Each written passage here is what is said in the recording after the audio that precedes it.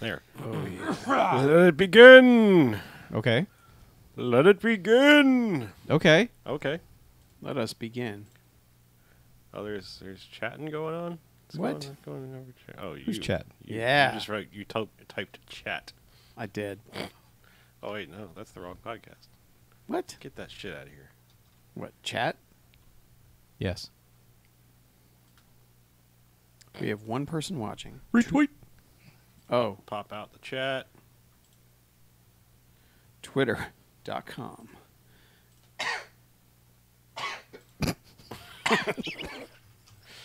Pardon me. You're right over there. No. Starting early. Yeah. Yeah. Yeah. Yeah. Starting early. Yeah. We had no food quarters story. Chuck did not have food Some delivered. of us didn't The rest eat. of us had food delivered. I had a cookie.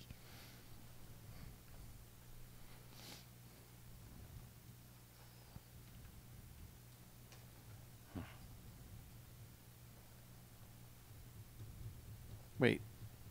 Who's the anonymous dingo in our thing? Who's the enormous dingo? There's an anonymous dingo. Who's not logged in? Who's that? I'm logged in. I'm also logged in. Yeah. I see everyone there. That's very odd. We have an anonymous dingo. Get out of there. I'm going to write them a message. Say, get out of our chat. Okay. Hey, anonymous dingo. Get out of our chat. It's actually not just the chat; it is also the document. Yeah. the document. So, Someone is looking for spoilers for the episode. do you have the sharing settings set correctly? Chuck set it up. I don't know, man. Anyone with the link can view. Who got the link? Ain't nobody got that link? Apparently, an anonymous dingo did. Maybe it's me. Maybe. I mean, do y'all see me and the dingo? I do. Yes. Yes. There are. I see the dingo and you. You're like baby size. Get out of here. I instructed them to get out of our chat. Get out. Instead, the rest of you left our chat. I'm still in there. No, BJ Brink has left. I'm still there. Says it right there. Mm-hmm. You left. Goddamn You dingo. left. Get out. How'd you get in? Hackers. Oh, by the way, Banffcast.com renews tomorrow. Or whenever the first is. I guess that's Friday, right? Yeah. Yeah. We have a card you can As put in on as there. in BAMFcast.com. Oh. Okay. Yeah, I'd have to Was- relink my hover thing. Oh, as I was gonna say, is it through? Because if it's through, whatever. Yeah. Fuck Bluehost. That they do PayPal now. So Really?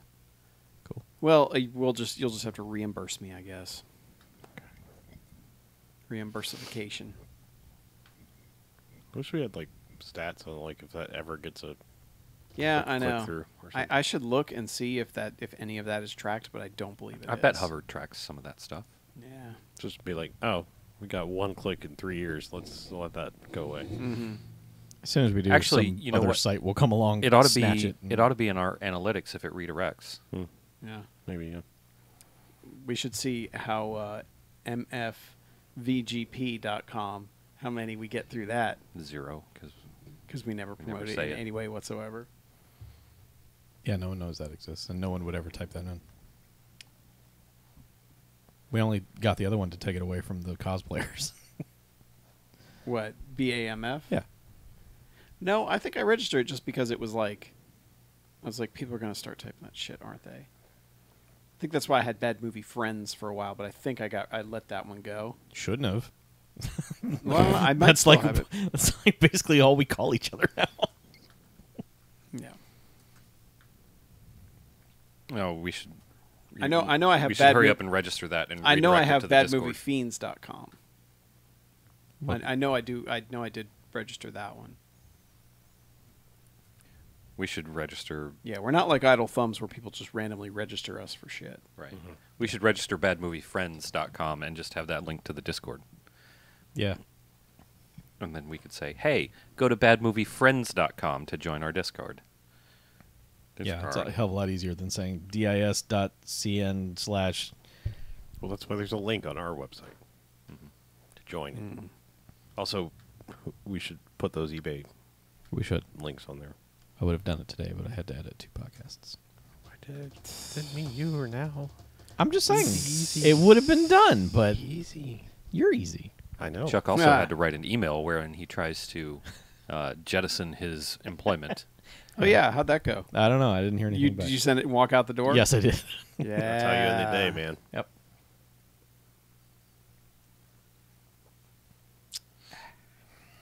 Why do I feel like I don't have something on this list? But can't I am see. about to mute Zondo Spoilrissian. Okay. In the chat? Yeah. Because I didn't really look into how to do it on the phone. Oh, And Detroit becomes spoiled. I'm going to mute that as well. that's a shame. I have Even though seen I will all never of play that. it. I've seen all the way to the end of that game. You watched someone play Detroit? Okay. They could have had a different ending. Oh, there are vastly different There's ways like that game can 6 go. million endings. Yeah. And I don't care. That's fine. You should. It's fun. It's a fun game. Well, I want to talk about it. So. All right. Yeah, we can support David Cage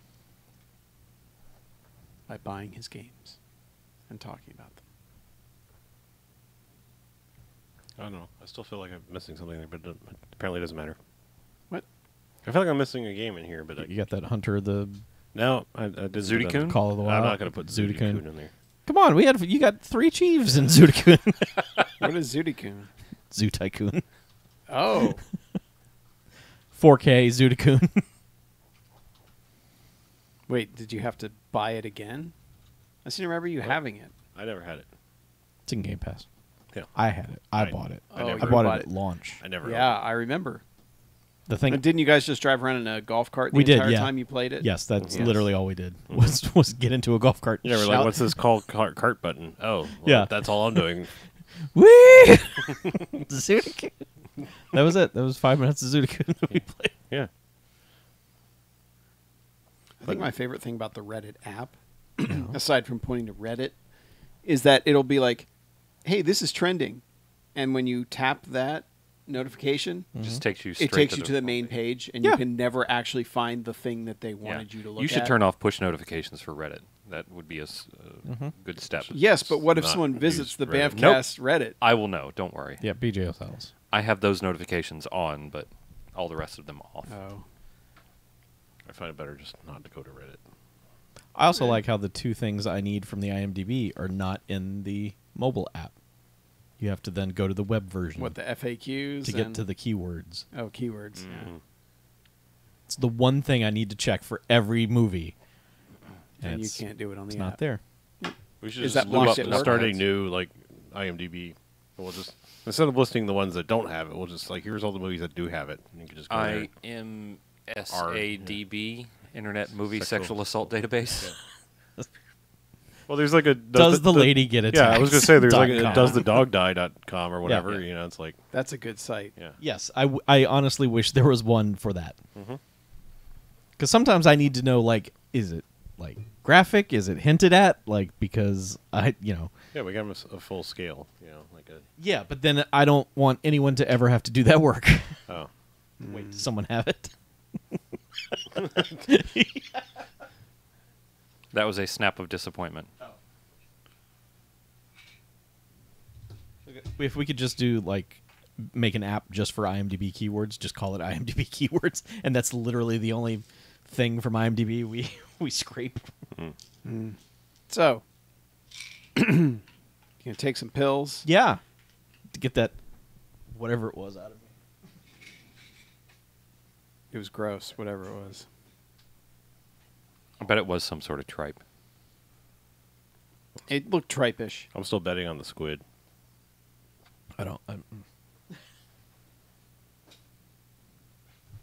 Let's do a podcast. All right. The dingo left. Oh. Oh. Aw.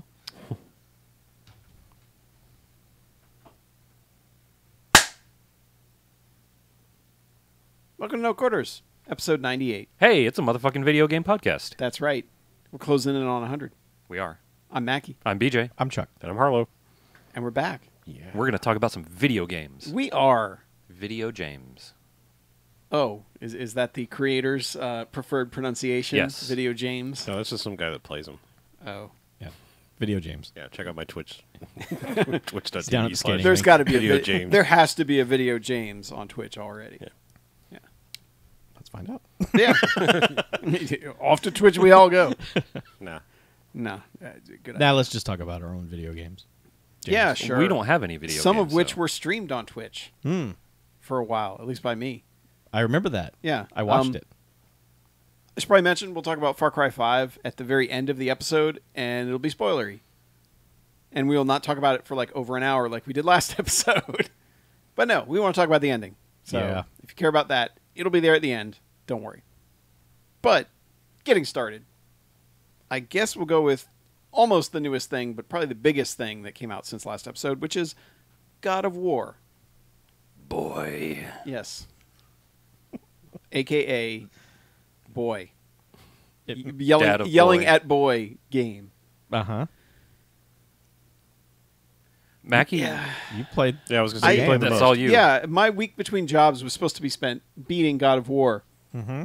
Until I realized God of War is really long and really huge. Like, this is not like the old God of War games where it's like, you can play for, if you're good, you could get through the game in like, 6 or 7 hours. Yeah, they were short. Yeah. I mean, they were like character adventure. All right, character action, go through it. You're, here's your level, you're done. Next level, beat the boss, you're done. That sort of thing. And this one is very much starts out that way, but eventually opens up and is like, all right, here's a whole bunch of RPG-ish side stuff to do. Mm-hmm. Along with weapon upgrade RPG-ish stuff in it. And it is not like God of War, the other ones at all. I mean, there are Yeah, things no. there that are like, opening the chests and finding the upgrade pieces, that'll give you more health or more rage meter or any of that stuff. But I would liken it to, like, to me, it feels like how you went from, like, Fallout 1 and 2 to Fallout 3. And it's like, here's an entirely different game with just elements that you remember from the old thing. mm-hmm. Because that's as drastically different as it feels. Yeah, I mean, the combat is way more slow paced. Mm-hmm. I mean, the original was basically just like, I guess the thing about those is you felt like you were annihilating everything, and this one feels like any encounter you could die during if you're just not playing well enough, which happened a lot to me. I died a lot in this game, and I didn't have it on like, hurt me mode or anything like that. I just had like normal. Hurt me, Dad of War. Yeah. Yes, that. Yeah, I mean, it's obviously a lot of people have already talked the hell out of it for that first month, and then everyone just kind of like moved on.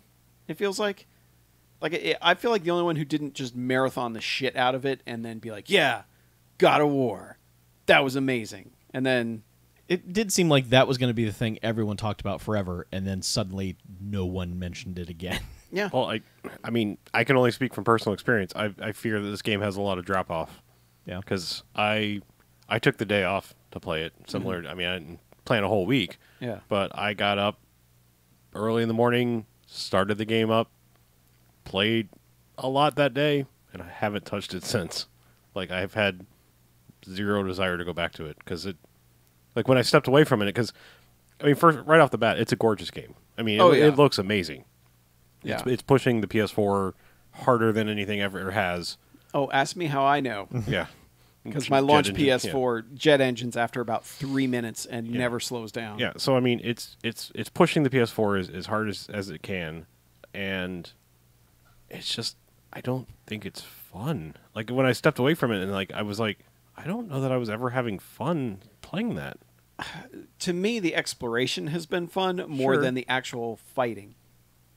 Yeah, and like that was kind of what kept me going that first day. Was like, oh, I opened up this area, and wow, this area is really cool looking, and I opened up this area, and this is really cool. And then was like, all right, go back to some of the places you've already been, and start doing these little side quests and all this. And I was like, nah, like it Yeah. just like Yeah, it was like, oh, now I'm not going to see anything new.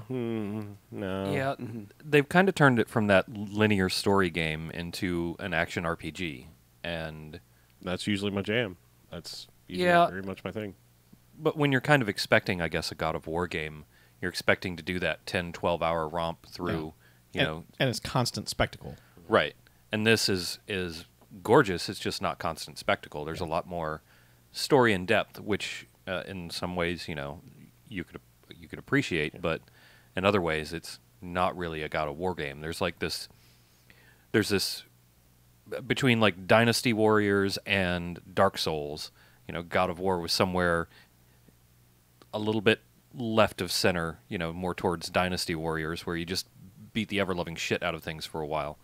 And it's shifted into maybe a little bit right of center towards Dark Souls-ish. Yeah, because, I mean, they even moved the combat to the top buttons, to the triggers and the bumpers, and it's just like, it feels weird and wrong. Like, it just doesn't, it's not, I don't know.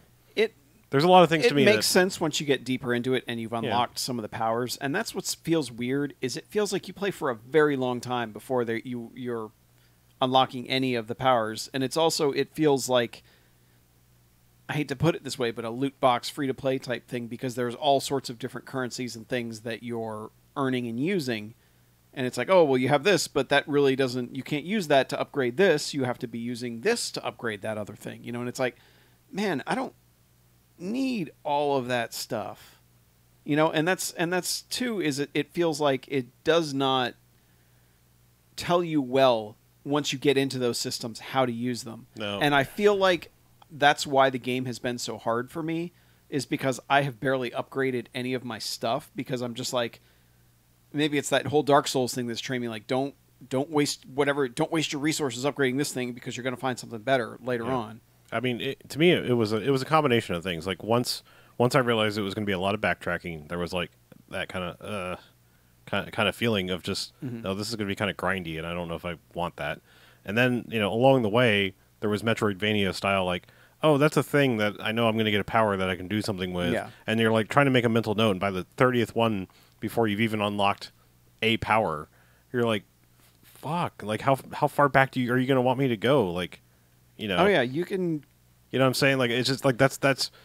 I guess I'm curious, how far did you get? You got to the part with the boat where it basically becomes open world-ish. Yeah, and then I got one of the powers. Like, I think, like, I went to a big tree thing where you steal some power, like the power of light, to create like light bridges or something like that. Yeah.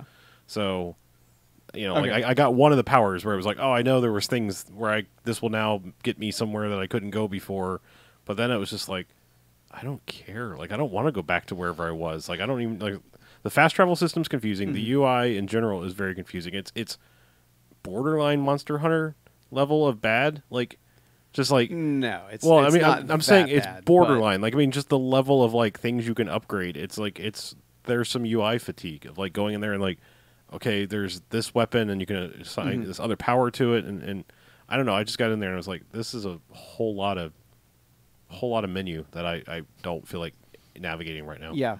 Yeah, there are a lot of menus, because you're not only upgrading your son's armor and bow and his attacks, but yours as well, and you're also got runes that can go in slots. I mean, there's just like, it feels like a game where they kind of tried to make it everything. Yeah. I mean, they in terms of, all right, you've got your Diablo loot type thing going on with all the weapons that you're getting. You've got the the upgrade systems of an RPG. You've got the combat of a character action type game. You've got all of these things. You've got the Metroidvania style. All right, I got to come back here because I will have something that will unlock this thing later. I mean, so it's just kind of like they just kind of blended. They took a blender and just put everything in it, and we're like, all right, here we go. And I mean, it's well executed, I think. I mean, the menus are the map sucks. I'll say that. The map is terrible. But I hit a point in playing, and it's probably saved on the stream on Twitch somewhere, where I was just like, I got to the point where they're like, all right, this is the world dial or whatever the hell it is. And you basically turn this crank and it's this giant hub room that points. And I was like, wait, so that area I was just one of like 10 worlds in this game. Yup. And I was like, "Oh fuck, are you kidding me right now?" Like, it seems weird to be like, "Oh no, there's so much game here," but I was kind of like, I don't want every game to consume me for months. Yeah. Because I don't get to play games like I used to. Obviously, being married, having to share the TV, all that sort of thing. Just having responsibilities and a job that I work at. And just like, I have maybe a dozen hours a week to play video games. And I can't be constantly playing games that are like, all right, this is going to be 60 hours, man. Buckle up. It's like, that's like an entire month if that's the only thing I play. And that was kind of that fatigue I hit. And I was just like, and that's why I didn't go nuts trying to stream it that week, because I was just like, I'm not beating it. Like, there's no way I'm beating this within this week. There's absolutely no way whatsoever. I'm not even going to get close. Yeah, you would have had to stream it all day, every day that you were off. Yeah. And you may have gotten close to the end. Yeah. So You also got sidetracked by surprise projects and shit, I'm sure, during that Oh, week. yeah. There was shit I had to take care of before, before starting my job. It was just like, God, man, like, what happened here? Like, I feel like every game, like, they complain about video game budgets and how, every game, like, has to, it takes billions of people to make this game, and we've got to recoup all that cost of all that development. And it's like, you don't have to make every game fucking gigantic. You just don't. Like, not every game needs to be this huge, all-consuming experience that, like, basically an 18-year-old who doesn't have a job yet is the only person who can really get the full everything out of in that first week. yeah. Yeah, I mean, it's weird because your analogy of, like, it feels like they put a bunch of games in the blender. I would say it feels specifically like they put a bunch of Sony games in a blender. Yeah, because I was gonna say, whenever it's you're very Sony-ish. whenever you're not in combat, it is so very much like Last of Us.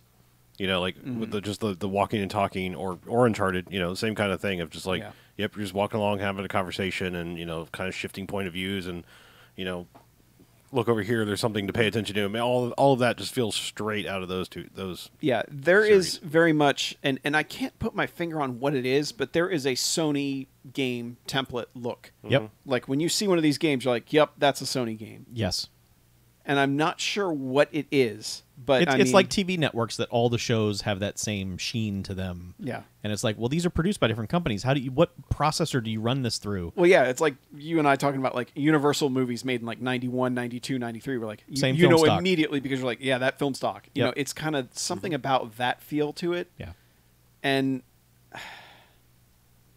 yeah, I don't hate know it. if I like it. Yeah, though. I was gonna say I don't hate it. I just like nothing has said, yeah, play more God of War. Like, nothing. And I mean, I don't think it's even on the list here, but like I got a PS4 Pro mainly kind of just to get it, but a big part was this. This was a game. It was like, all right, now we're this and Spider-Man later in the year are going to be some games that are going to push that PS4 to its limits, and even that, I'm like, I don't Well, want to turn on God of War right now.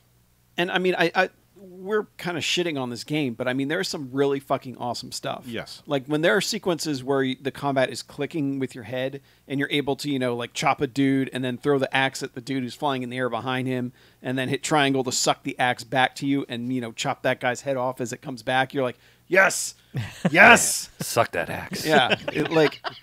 Like, there's just something about, like, being able to flow and chain things together in that way that feels amazing. But then all of a sudden, there's like, you'll hit some enemy that just one-shots you and you're dead. And the game doesn't give much notice as to when you've done that, except, their little character level, instead of saying, 4, 5, 6, it'll just have a skull on it. But you don't always notice that when you're attacking. You just notice that, oh yeah, he hit me once and I died, even though I was at full health. Right.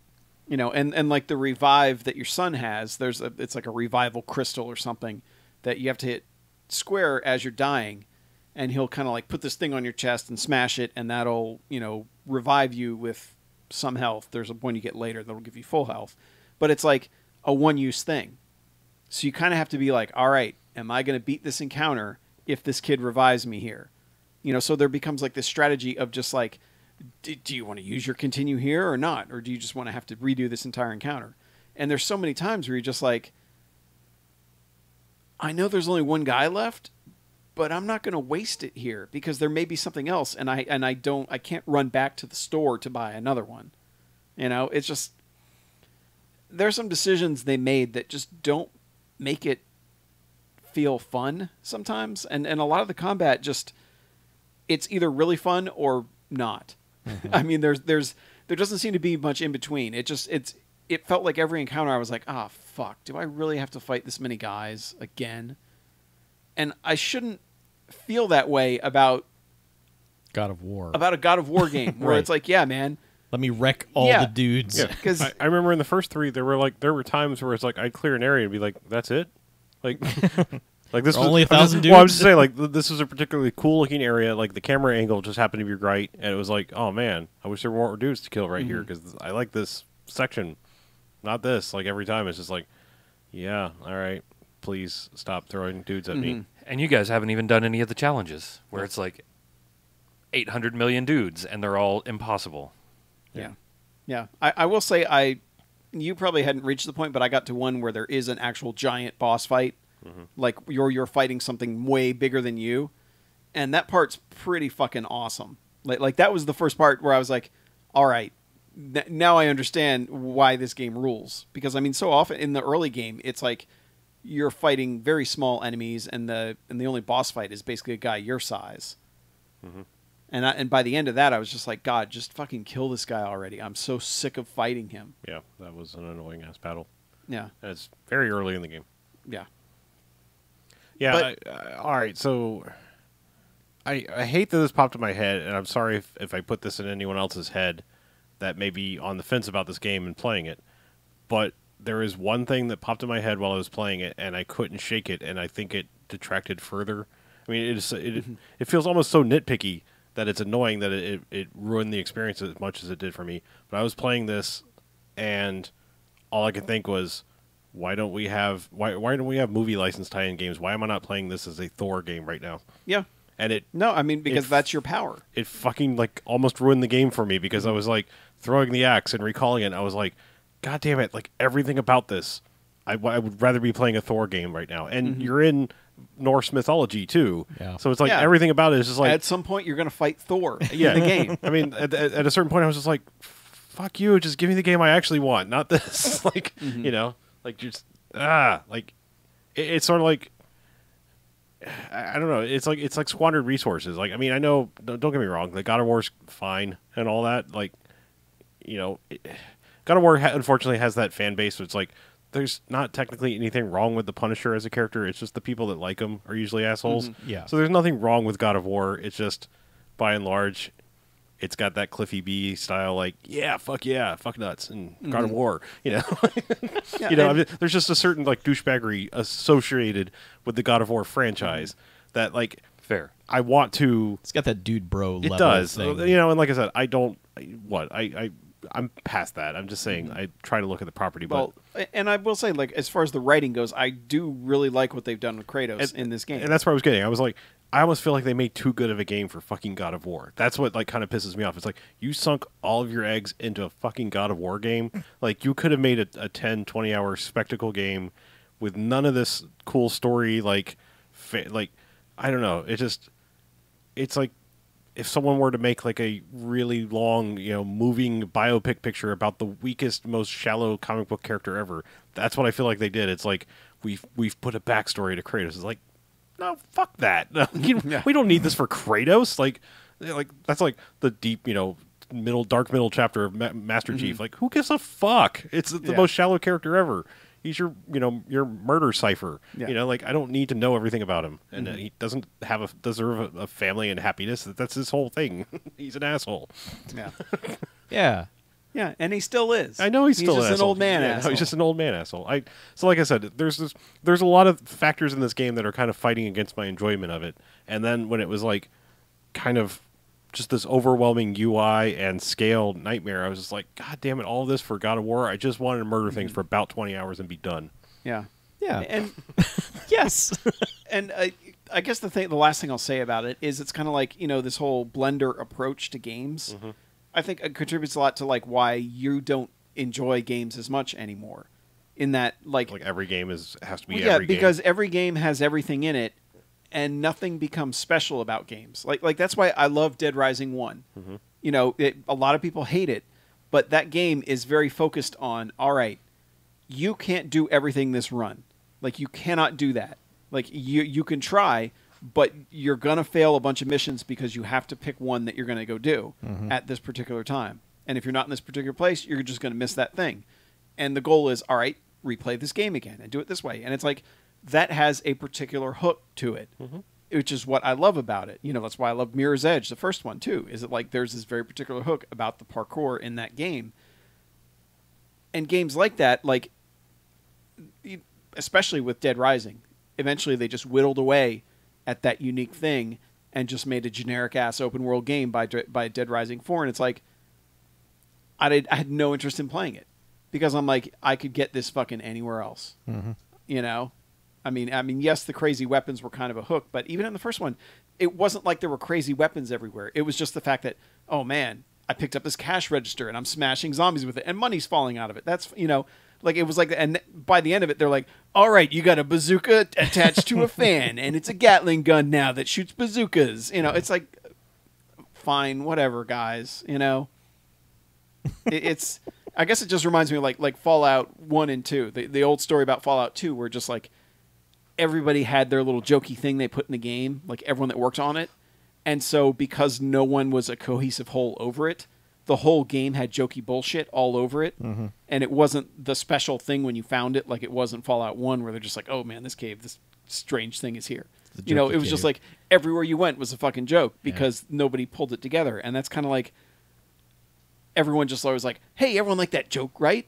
You know, everyone liked that weird weapon. And so they just made the whole game weird weapons, you know, and it kind of feels like that's what happened with something like God of War. They're like, well, people like this, right? So we'll throw that in there. And people like that other thing, right? So let's throw that in there. And, you know, it just, I don't know. Yeah. It's disappointing to me because I really, everything about this, like if, you know, it's like a soup. If you have all the ingredients and you're like, man, everything going in there sounds fucking awesome. And then you eat it and you're like, that's too many ingredients. Yeah. You're just like, that's too much flavor. Yeah. It's like, it doesn't taste like anything. That's kind of what. That's like Flavor City. I just want to go to Flavor Town. Yeah. But like when you have, like when.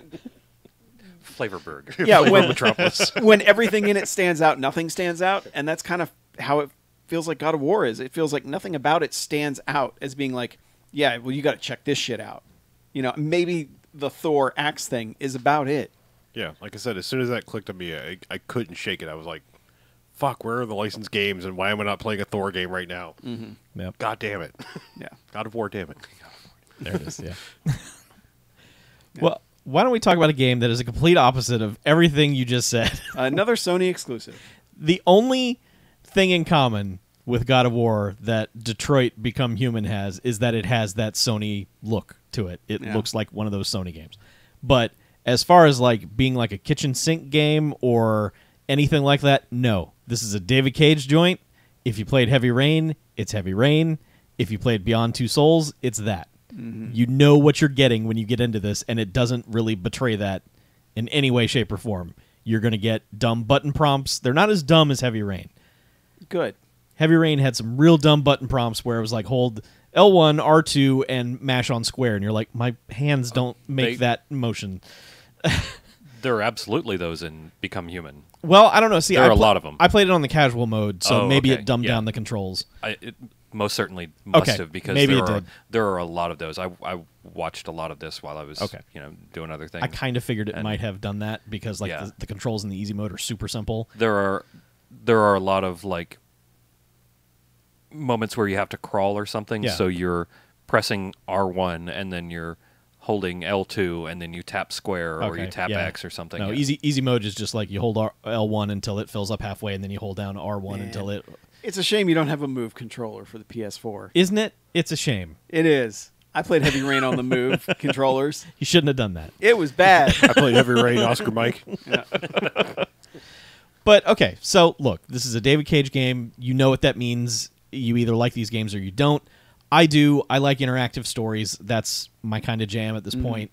They're it's a focused story, but you can definitely shape it to go in the direction either that you want it to go or in a direction that becomes unique to stupid choices that you made, because I didn't want how it ended.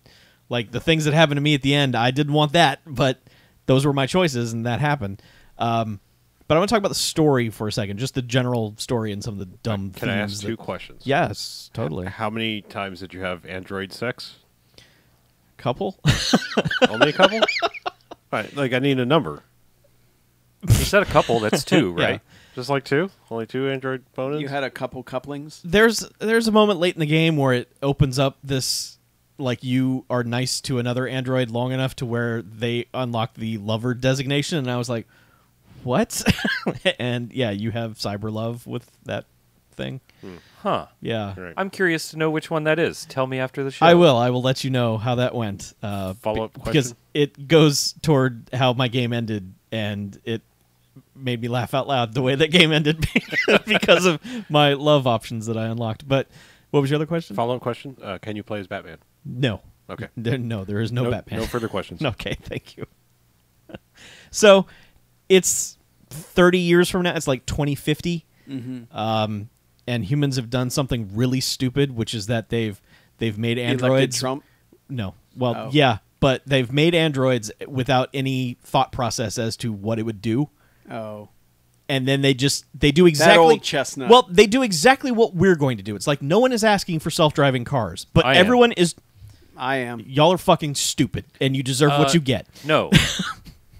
Self-driving cars are better than people driving cars. Yes. Okay. Yes. 100% yes. We are charging forward with a world of self-driving cars that outside of this room no one is asking for. And we are just going to charge through with this technology and no one gives a shit about it. And that's exactly what this game is, that they built robots and then everyone was like, what? Like, you know... So we Your build analogy is not working for me at Well, all. No, because You're it is not like- not what real life Yeah, is like. you're at not all. like you're making you're making self-driving cars sound like cyber cancer or something. Like, outside we of made this cyber outside cancer. of this room. I don't know anyone who gives a fuck about a self-driving car. So to me, it seems like everyone the with world, a commute that sucks. Everyone Literally everyone whose commute sucks. everyone who's wants almost been this. killed on a nearly daily basis by stupid-ass drivers. All right. Anyway, so the world makes androids. Are you the without? one that's almost killing us every day? Yeah. Okay. The world makes androids. No He one. doesn't drive fast enough to kill anyone. World of self-driving Continue. androids. Yes, the world has created androids. It was a bad idea. It puts everyone out of work immediately Okay. because the androids are doing all the work. The androids take up They took our 60% of jobs. the armed forces. They're literally doing everything, and the country is like, dear God, stop making androids because no one is making any money, except for the people making androids, and they're just like, nah, we're just gonna make a bunch of androids. So they keep doing it, and so everyone is fucking pissed about this, and people just start acting out like they would, tying androids to cars and dragging them and shit, doing the dumb things that people would do to androids. It's exactly the way things would go, exactly. And everyone was like, this story's dumb and ham-fisted and heavy-handed. No, it's exactly the way stupid fucking people would react if all of a sudden there were androids everywhere. People would try to fuck them, people would try to kill them, and then just act like, why are they rising up? That's crazy. How dare they? Let's destroy them. So you've got this... I too have seen Westworld. Yeah, and there's some unfortunate, like, this game was in production way before this season of Westworld, but it gets to some points where you're like, oh yeah, you saw Westworld. You know, dumb people are going to think that this game just got shit out and they just ripped off what they saw in Westworld the night before and put it on a disc. But so you play all these vignettes basically. They're little bite-sized story chunks of game, and there are 3 distinct characters that you play, all of which are androids, which narratively right off the bat is strange because as a person you're not thinking like an android, so it's hard to roleplay as one because you're not exactly sure where the story is going. So what choices am I making, and how does that tie into this overall narrative? Like, so there's an android uprising at some point.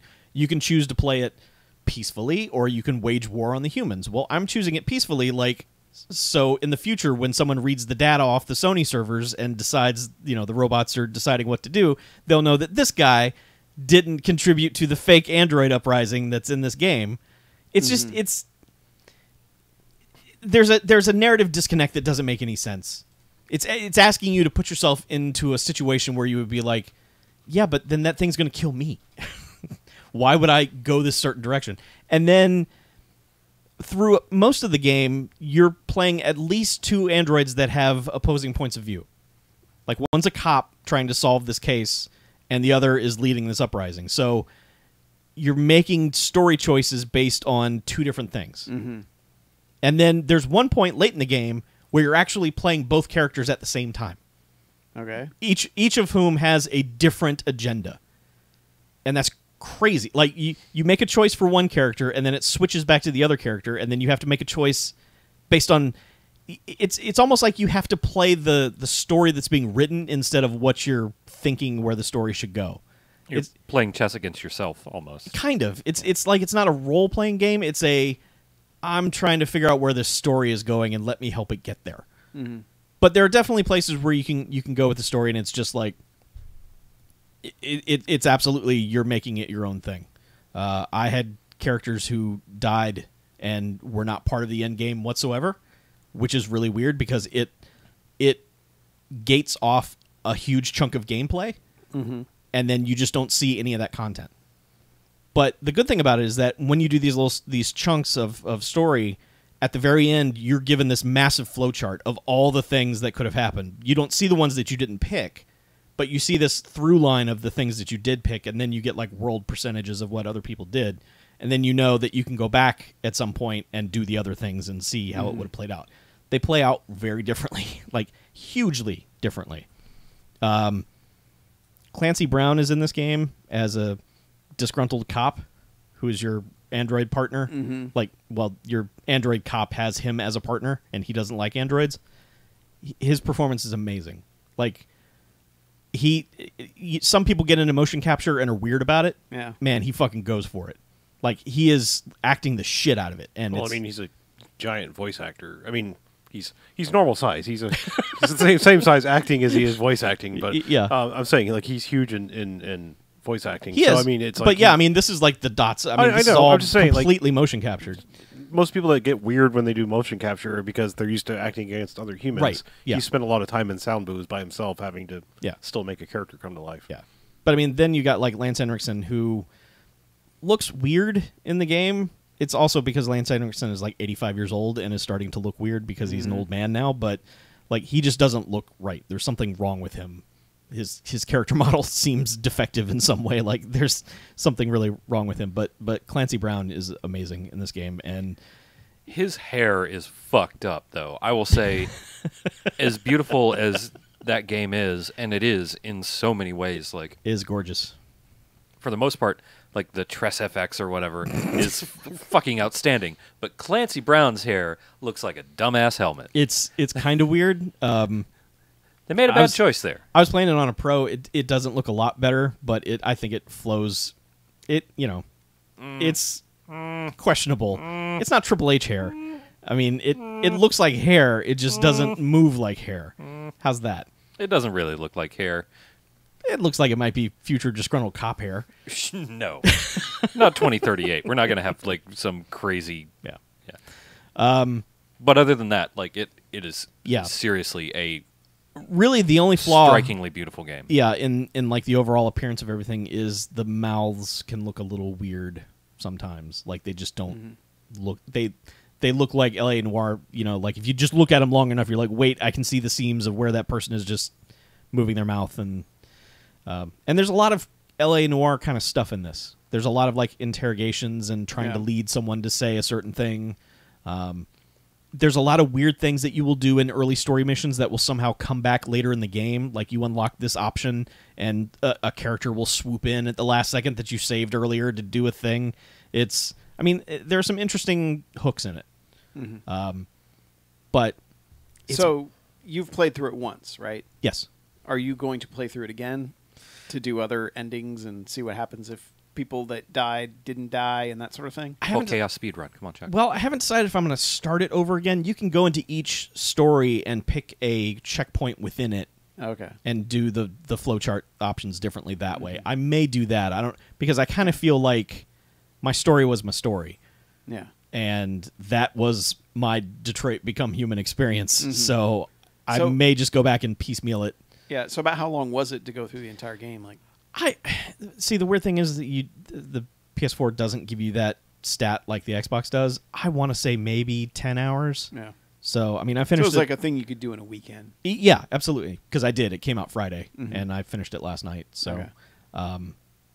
But yeah, it's, I mean, you either know you like those games or you don't. If you don't, just don't bother. You're just going to be all pissed off about it. But if you like if you like a technically good interactive story, you can argue the merits of if the story itself is good or not. But if you like a technically sound video game that is an interactive story with some cool shit in it, some very cool shit,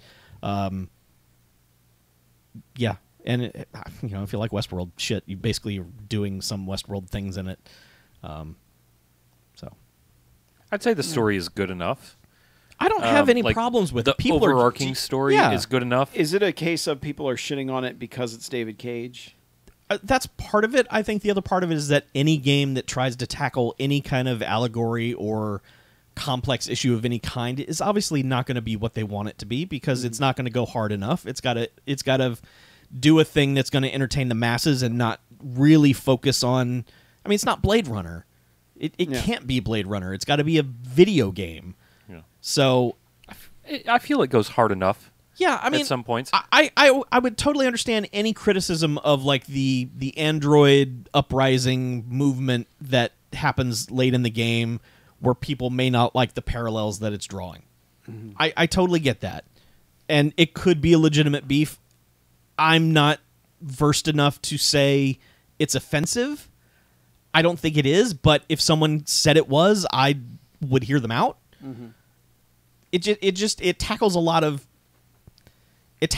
things we're dealing with now, but substitutes robots in for race, and then just kind of does the same thing. So Yeah. but yeah, there's a lot of androids just talking about, well, you treat other people bad, so why should we trust you? So explain to me the David Cage thing. Like, why do people? Did he do something, or is it just like people don't like the games? There were some accusations about some trouble at the studio. I think it was just working people too hard or something like that. There were also assets from some of the people that had acted in his prior games Yeah. that were made into like nude models and that sort of thing. Oh, right. Yeah. Which not necessarily wasn't him, obviously, but Yeah. people under his employ. Yeah. And so And so it gets rounded up to him. Yeah. But he's also bad in interviews, and that's mainly because English is not his first language, and it's a different culture where he is. And look, I'm not defending David Cage. Don't get me wrong. I'm just and a lot of people just feel like he's oversimplified very complex issues. exactly yes. All his games have because done like they'll have a picture of him and will say, "What if racism, but robots?" And it's and it's kind of like acting like Yes. that's his approach to everything. Yes, absolutely. I don't know enough about the games. I was just legit asking. I don't know what the controversy is or perceived controversy is. Apparently, Quantic Dream is run like a friggin' sweatshop. Apparently. as well. Like they just But if that's true, they're one of the worst studios. if that's true, for every game. crunch. Yes. Apparently, They Like, all that whole- are. Guess what? Every fucking game Absolutely. studio But- that's not like 5 people is yeah. monstrously shitty. But also, if that's true, I expect So- Sony to do something about that at some point. I know they had a product that they had to get out, and they probably had $1 billion invested in it, and they had to do something about it. But like now that it's out, if it is as bad as some people have said it is, Sony needs to cut ties with them. I need someone outside of the system to do something about it before I know exactly what's going on, and I can get mad at a potentially fictitious accusation that I don't understand anything about. Yeah. And I mean, thinking about crunch and that sort of thing, like God of War Yeah, came out on a Friday. it did. There were patches every day for like the first week. Yeah. Literally every day there was a new patch. And it was like the first day was a Saturday. The next day was a Sunday. Mm-hmm. Patch, Monday, patch, Tuesday. It's like, yeah, like the crunch apparently didn't stop because everyone was fucking there working through Yeah. launch. Well, I heard something about how like that axe mechanic came about like 8 weeks before the disc went gold or something like that. Oh, It was Jesus. so late in the process. They didn't even. Someone was like, "Hey, what if we did this?" And it was like, "Okay, yeah, put that in." It's like, Jesus, 8 weeks before your game is finished. What the hell are you doing? So, Well, I'm I'm glad they did it because it's the one unique thing that feels like is in the game. yeah, I can totally believe that. So, Yeah. anyway, last thing I'll say about it. I know we joked a lot when we talked about Heavy Rain about how it was being voiced by people who were almost English speakers, but probably weren't. Oh yeah, Nam and Jaden. Yeah, it was like real weird. Like every once in a while, you would get a sentence and go, "Oh, no one told you how to say that like an American would." Mm-hmm. This game almost nails it. Almost. There were only Pretty good. There were only 2 single words that I heard throughout the entire game where I was like, nope, no one had told you how to say that word properly. Mm-hmm. That's it. They were so close. What were those words? I don't remember, but they were so weird. It was just like, wow, that wasn't even close to the right word. Poutine. Poutin'. Yeah, no, they were The just guy normal. from Russia. Yeah, you know. So anyway, that's what you get with Detroit Become Human. You know what you're going to get. So you either like that or you don't. Yeah. Speaking of knowing what you're going to get, Mm-hmm. I didn't. I got Game Pass for the Xbox. Okay. And I guess this is a first party title. That's why they threw it on there, brand new. But they threw State of Decay 2 on there. Okay. That's a brand new video game. I never touched the first State of Decay. I I didn't did. even know what they were about. Yeah. Is that the one you really, really, really didn't like? That is, yes, Well, because it that's- was busted as fuck. Okay. It's also the one where like, okay, I've played for a day and saved up all this stuff for my people, and then I didn't play for a week, and I came back and they were all dead. Yeah. Oh, that game. It was a persistent world. Okay. So Yeah. the game keeps running even though you're not there, and you come back and like everyone you saved is dead, and now you have to pull the weeds out of your yard Gotcha. and stuff. So yeah, that game was just busted, and I didn't care for it. Okay. Well, I never touched the first one. Didn't even really know particularly what kind of game it was. So I just fired up the second one just on a whim because I had it. And initial thoughts, this game is very much my jam. I will say it's a janky game so far. Yes. It has some issues. Like one of my guys just kind of got stuck in like the crouch sneak position and then wouldn't get up. And so I eventually just went and got attacked by a zombie, so it like knocked me out of that animation so I could move again. And I tried to play online with somebody, and that's apparently really got some problems because like they weren't getting any sound except for like game audio or game music, and that was it. Oh, that must be a And- fun experience. So yeah, it's got issues. So I'm this is very much a caveat emptor situation.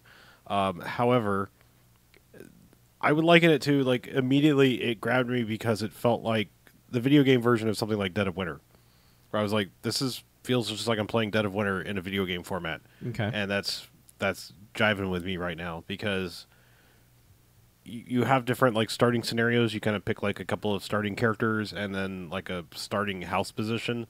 I went with the plateau because I was like, well, that seems strategic. Yep. Except that it's annoying because getting cars up to it is fun because there's like one place you're really supposed to drive up and then several places you can kind of drive up, and I do anyway because I'm very much don't care about cars in that kind of game, and it's just wreck them. Wreck 'em. Find Wreck another 'em. one. Yeah, it's weird because I can't explain it. Like it almost kind of doesn't feel like a game. I mean, it's.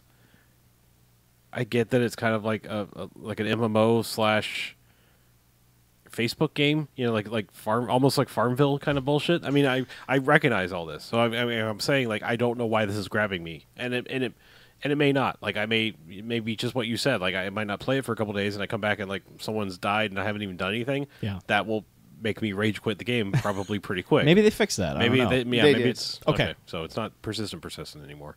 I thought I'd taken some breaks and didn't notice anything Okay. different because right now the last place I left it, I've got too many survivors and I'm not generating enough food. So if that were the case, I would come back pretty quick and there'd be some dead people because pretty much every time I fire it up, I have to go out and procure some more food. Gotcha. Okay. Well, so- good. I'm glad they fixed that because holy God. Yeah, but I don't know. So far, I'm enjoying it because it's simple little missions. You can just kind of jump in, dick around for a little bit, go like clear out some infestation houses, which is the thing. That it will lower your morale if there's these infested houses nearby.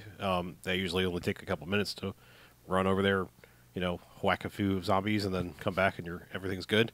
I will say I did get one of my characters killed. The only thing that's pissed me off about this game, and it's kind of funny because how much trouble I had the first time and how much easier I did it the second time. The first time I encountered some other humans and they were hostile. Holy shit. Like zombies, I can fight zombies all day, no problem. These humans were like the only thing I could equate it to, and I don't think any of y'all have played it, but a long time ago I talked about that game called The Forest, which is like another one of those DayZ style survival things. Like just jump in here and like build some shit and survive. And I thought that's all it was until night happened, and it turns out there's like mutant people things that will come attack you at night. The creepers from Minecraft type of deal. But they move in like this really unnatural way, so like you can barely even like swing at them because they're just like spider crawling all over the place and shit. The humans in this reacted in such a weird, erratic way that it was like nothing about the zombies is scary. These people, the way they were moving unnaturally was scary, and how fast they murdered my dude. Because like 4 of them were just like skittering around me, and I'm like, I'm trying to punch, and no, I'm dead now. And then I ended up back over there with a car. I was doing a mission, and I realized I was swinging by the same house where my guy's corpse was. And I was like, I sat outside the house for a second, and I went, honk, honk, honk, and they're all like, get him! And I was like, I just ran like 4 of those fuckers over, and I was like, payback's a bitch. Nice. So it was strangely kind of satisfying as Okay. I ran all over these murderers. So because it wasn't even like I went over and like did anything actively. I was just like, "Hello, neighbors," and they were like, "Murder him," and I was like, "Well, okay." How you surviving? Oh shit. So I don't know. It's kind of a janky game. I'm still enjoying it. Subject to change. If you've got Game Pass, definitely check it out because it's not going to cost you anything. Plus, what else are you going to play on your Xbox? There's only like 3 exclusive games, and this is one of them. There's a bunch of games on the No, but I mean, if you don't have a PlayStation 4, also, if you want a Sure. unique experience, this is one of those This is unique one of those experiences. games. It is, yes. And they're giving it to you They are giving it to you. for $9.99. Yeah. X gonna give it to you. I'll tie it in because this will be like a mini little Xbox Game Pass corner. I don't have much to say, but I did try Sea of Thieves because, again, it was free. Yep. Fuck, that game makes no sense by yourself. Like, there is literally no reason to play that game by yourself, and I quickly realized that. Yeah. Also, fine, this will be... I will talk about it yet another Xbox Game Pass, only because I want to relate to... I fired up Zoo Tycoon. Yeah. Zooty-kun. Or Zooty-kun, if you Zooty-kun. prefer. As it's known in common circles. It is, yeah. Golf cart simulator. Yeah, I fired that up and was much derided by me skipping the tutorial because I was like, this is a baby game. I can figure this shit out. You shouldn't have done that. I'll go back and play the tutorial. Just not while you're all sitting around. I was just going to try to get into some dumb we wanted shit. to have some dumb fun. Yeah, I want to spray some elephants with hoses. I said all that to say Aw, I yeah. skipped the tutorial in that, and yet you can figure out Zoo Tycoon. Yeah. There is no tutorial in Sea of Thieves, and motherfucker does it need one. Because it's basically like, hey, make a pirate. Okay, I made one that made sort of look like Guybrush Threepwood, because of course I would. Sure. And I was dropped in, and it was like, all right, do some pirating. And I'm like, how? Go pirate. Yeah. And so, like, you start off in town, and I was like, there's a ship over there. Is that my ship? I guess that's my ship. Let's raise anchor, and then it's all super realistic because then the boat just starts drifting. So I'm like, shit, raise the sails before I crash into the rocks. Do that, and I'm like, cool, I'm finally sailing, and I don't know what happened, but apparently I took damage because I got about, a mile out into the ocean, and all of a sudden my boat started sinking, and I was like, fuck. Help. Then, yeah. I'm a pirate. I don't understand what I did. Maybe it was from drifting into the rocks. I think I took some initially. damage near the land, and then I hit a big enough wave that it was just like, that was the final straw. Your boat's dying. So, all Maybe I'm saying, too much water came overboard with that wave. it's possible. Yeah. Because you can bail water out of the bottom of the boat. You can have you? There's Because bucket. that's fun. Yeah. It's the Poseidon adventure. Oh, I get it. Yeah. But yeah, I don't know. I played it for a short while, didn't play with anybody else, and that game really doesn't make any sense. Like there's a fine line between explaining a game that is exactly like 50 other games to no tutorial at all. It's just like, hey, go online and figure out how to play this. Yeah. Like this weird Nintendo hint line system of like learning to play. Like it shouldn't be like you should give me at least the basics. Like, I didn't even know what buttons did what. I had to go in the menu and figure that out. Yeah, put me in a starter area. Something. Like Let me learn to pirate. Yeah, just like, you know what? Here's how you raise anchor, and here's raise the sails and turn the wheel this way. Just like some basic things. Yeah. I guess they just figure you're born into that life. Yeah. You know how to pirate already. Sure. But I didn't get it. Okay. So Yeah. anyway, continuing on rounding out some of the bases on this. Oh, all right. On this Game Pass corner. Uh-huh. I'm going to talk about Super Mega Baseball 2. Oh, 2, yes. As you may recall, I enjoyed the first Super Mega Baseball. I vaguely recall that. Did they give that one away too? I don't remember. I don't know. Maybe not. It certainly wasn't on launch day like this one. It might have just been it went on sale and somebody was like, "Hey, the Super Mega Baseball is pretty good." I might have picked up. Whatever. I had the first one. I played it some. This one, they basically took everything from the first game, added more, and fixed a lot of things because the first one was just simply like, "Hey, it's basic, proof of concept. Here's a baseball game." Like you could play a season, but it was like no fanfare. Just like, cool, you played 20 games. Congratulations. Like no playoff type thing. No custom, like barely any customization. It was just like whatever teams you got or whatever teams you got. Now you can create an entire league. You can make your own team. You can make your own logo. You can change the players. You can change their names. You can change their stats. You can change their swagger, their entrance music.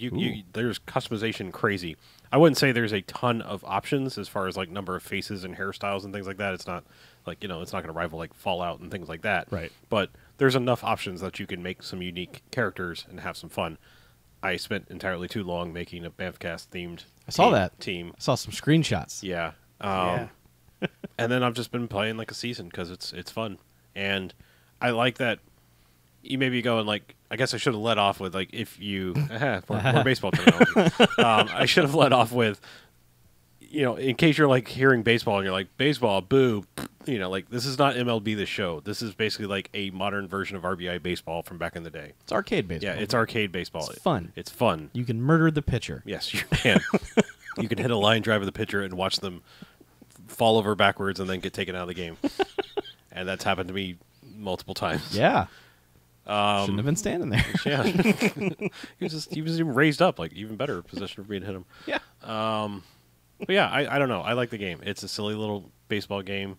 I like that it's on the surface. It feels like a classic Xbox Live arcade title. Like it feels very. That was the feeling I got. Yeah, it feels like a very small, very thin, simplified game. But there's really a lot to it. Like that. Like there is a very detailed difficulty meter slider type thing that like you can fine tune to exactly how much difficulty you want. Like the more difficulty you get more points. Like ego points or things to brag to your friends, kind of deal. Like you'll show up on a leaderboard like single game, ego points or whatever it's called, and it's a multiplier based on how hard you make the game. But I mean, it's not like this is easy, medium, hard. I mean, it's like a slider. Like 1 to 10 is super easy. 11 to 20 is kind of easy, and then like it's like you have like very finite or very minute details you can do in there, and say like, I want it on like 42. That's my sweet spot. Yeah. Yeah. So, but I don't know. It's a lot of fun.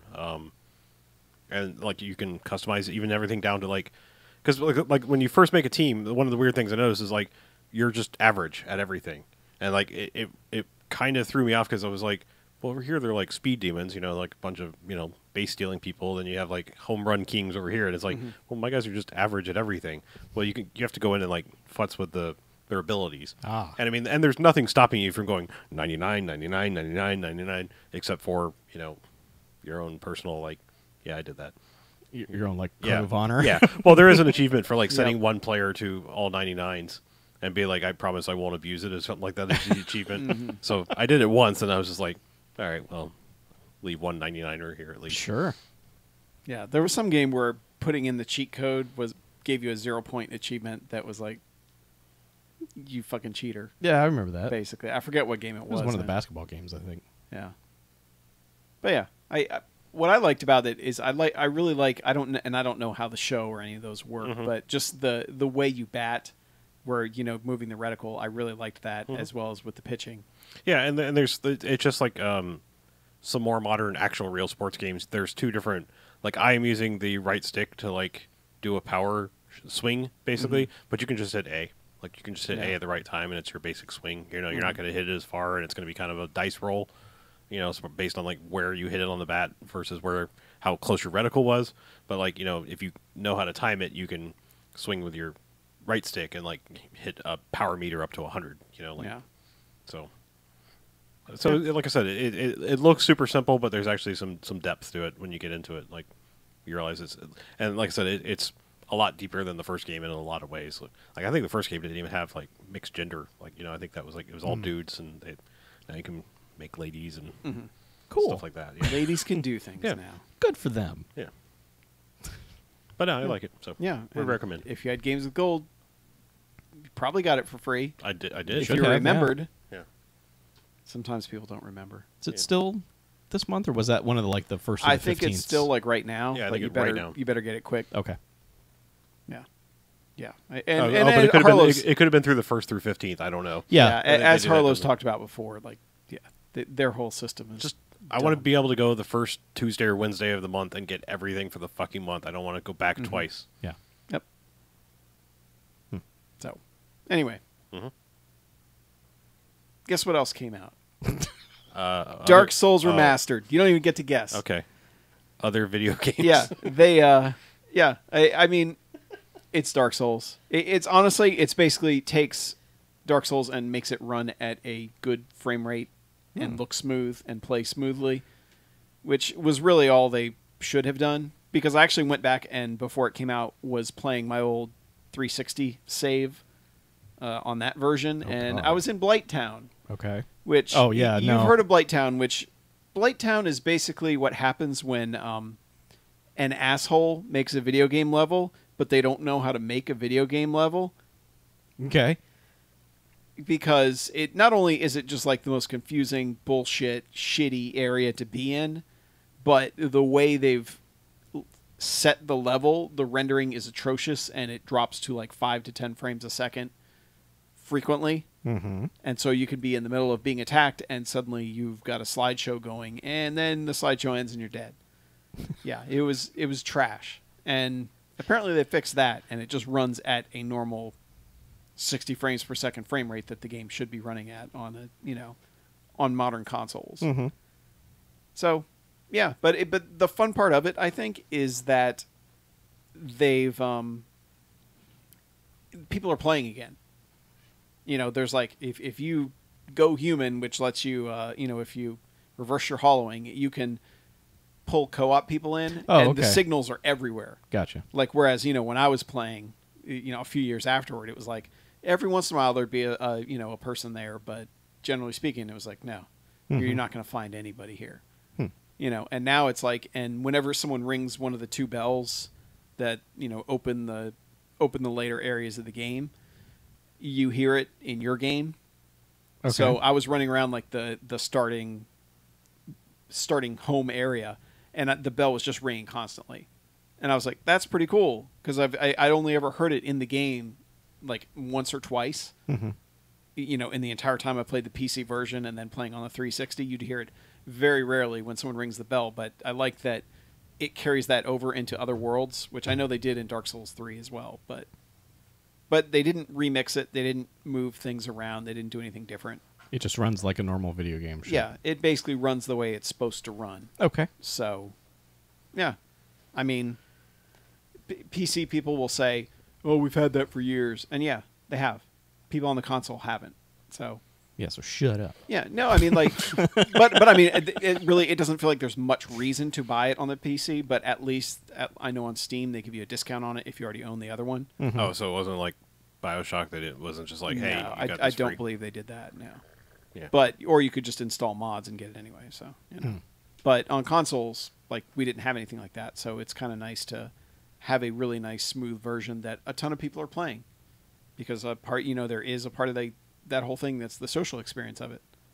And I did not get invaded at any point, which kind of surprised me, but I'm sure that's coming soon. Yeah. Okay. But yeah, but it's Dark Souls and it runs well, and that's really all you need to know about it. So it probably should have been a little cheaper than $50, but whatever. It will be. Yeah, they all drop. That's for sure. Yeah. Speaking of Speaking of dropping, Oh, that's a joke. oh man. I So went and got props. remember how we were negative for so long this episode about a whole bunch of games and stuff? Sure. Yeah, a little mostly. bit. Yeah, sure. That ends now, Okay. dude. Dude, We have discovered Drop Mix. we did. Right at the tail Harmonix end of is back. Drop Mix. Oh, yeah, they sure are. Drop mix. So Drop mix. Yeah. You, I think, are the biggest cheerleader amongst us. I mean, like, we all like it, but I think you have been like the most vocal in terms of like, Yeah. hey guys, drop mix. Yeah. I mean, it is basically the game that DJ Hero should have been. Because it is way more true to the actual experience of making a mix like a DJ would in terms of isolating vocals or the drums or the bass line or whatever of a song and then building a song from that. This game kind of does it all for you. But rewinding. No, I mean, I was going to say, like, DJ Hero, I think, did itself a disservice. I know they were trying to cash out on the Guitar Hero thing, but, like, that should have been called, like, Scratch Master. Yeah. Because, like, that would have been, like, because that's what you were more doing, is, like, that was about teaching you to fade multiple records. That game should have been 85 things other than what it was. It was not. Well, I know. I'm just saying DJ Hero is. Yeah. It was fun for what it misnomer. was, Yes. but it was not like it's not creating music in the way that Rock Band feels like it simulates music creation. There was Yeah. more of a disconnect Yeah. between what you were doing and what was happening Yeah. visually and audibly. Whereas what Drop Mix is, it is a board, like a physical Bluetooth board Yep. with 5 slots on it. It's so big, I can't even sit back. Yeah, Harlow was showing it off to the live stream, but it is basically, if you think about it in terms of like how Rock Band worked, where there's channels on the screen, and this one it's 5. It's lighting up, sorry, but there's 5 spots for cards, and you're actually using physical, trading cards, and you have a vocal track which also contains basically what would be considered the rhythm. You have a rhythm spot. You have a rhythm/drums spot. You have a drums spot, and then you have a drums/ I guess bass line type thing. Yeah. So I think it's worth noting that this is not necessarily a rhythm game. no, It is timing does a music not matter. game, but it's not a rhythm game. Yeah, it is more. It's honestly like playing the game as they're designed, because what you have to do, you have to download the app, the DropMix app, sync it up with your phone and the board, Yeah. and then play the game from there. Yeah. This is more of a music toy. I was I gonna mean, say- there's no way. Like the game stuff is actually sucks. actively against making it the fun thing it is. Yeah, it's just a card game while music is playing. Yeah. We should probably start off saying, like, Drop Mix the game sucks. Drop Mix the experience is amazing. Yeah. Yeah. The game feels like someone went, "Where's the game? Like, how do you play this?" And they just went, "Oh, hold on, Yeah. Look, give us 3 days." Yeah. Because So- there's like 2 different modes of game, and I watched the tutorial videos for both of them where 4 people were sitting Yeah. on a table cheerfully playing this game, and the tutorial just kept going on and on and on about the quote unquote rules and how to play it, and I'm like, none of this is remotely Nobody fun. yeah. And no one is Nobody paying cares. any attention to the music whatsoever. They're just like, now you got to put down this card in this color and put it in that when slot. this flashes, put it on there. Yeah, and it's like none of this has anything to do with making awesome fucking music. Yeah, because you can make awesome fucking music. Yeah. Because what it does is it takes all of the annoying work of being a DJ as far as beat matching and trying to, match keys and pitching up and pitching down and just making things work. It just makes them work. Because each card, basically there's a card, you can have a green card, which is going to be like your bassline/rhythm/ whatever might have, that rhythm in it. You have your drums cards, which are blue, which is always going to be whatever the drum track is. You have a red one, which is basically your lead, your like lead guitar, lead keyboards. Sometimes there's a vocal, but not often. And then the yellow one is vocals, or it's kind of like a lead melody type thing, but it's very rare that they use that. Yeah. And then there's one card that has all of those on it, and it in whichever slot you put it on will activate whatever that part of the song is. So what you have is, all right, you might have the lyrics from Outkast Miss Jackson as one of your cards. So you can put that down while you have the drums from Imagine Dragons Radioactive. and then you can put down, like the bass line from Super Freak, and then you can put down the lead guitar from Brick House. Mm-hmm. Or actually, it would be the horns, I think, is what that one is. But either way, and then you could put something. You have something for each slot, and what it does is it matches the tempo and the pitch of whatever the first card put down was. So, or I should say, not the pitch, but the key. So what happens is it will automatically speed up or slow down the song to match, say it's 120 beat per minute was the first thing you put down. So it works like fucking magic. Like honest to God, it just feels like magic when you drop it down. Yeah. Because it's, the card is, I'm assuming it's an RFID inside of it. Mm-hmm. Did we figure that part out? It must be. I had one bad card, but they wanted me to send it back because otherwise that fucker was getting cut open. Yeah. That's probably why they wanted you to send it back. Yeah. They don't want you to see their They tech. want you reverse engineer. But you just like you'll have a song that you've created, this cool beat and this bass line, like you'll put down Super Freak on the far right hand side. So you'll have the bass line and drums, which, fucking Super Freak. Mm-hmm. You're like, hell yes. And then suddenly you have, like you can put a country song, whatever that Save a Horse, Ride a Cowboy. Sure. You put the lyrics for that. So suddenly you've got that playing over, and it just drops it in the mix in a way that like just works. Mm-hmm. Like it just feels so completely natural that it jumps into that part of the song. Mm-hmm. And dropping a card on top of another one will render that. I mean it just... Yeah, it's really bizarre that like you can stack as many cards as you can on top of each other, and it always reads the top card. Yeah, it stacks to about 10. Yeah. Yeah, once you hit 10, the app will start telling you, hey, take some cards off. I think it just sees the new card coming into the field and reads it and is like, okay, that card must be on top because it just showed up. But yeah, but if you pull it off, it keeps the stack.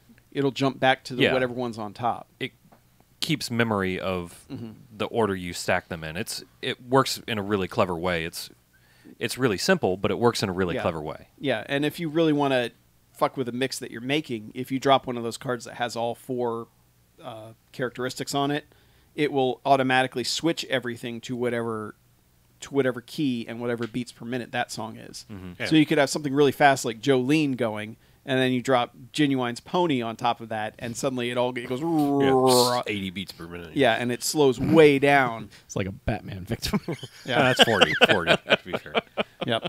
But it's one of those things that just fucking works. Yeah. Yeah. And you feel awesome just experimenting with it. Yeah, and to be fair, you can manually slide the beats per minute and key yourself. Mm-hmm. Plus, there's a give me something random button too. Mm-hmm. There's just a remix button that will just switch to something else.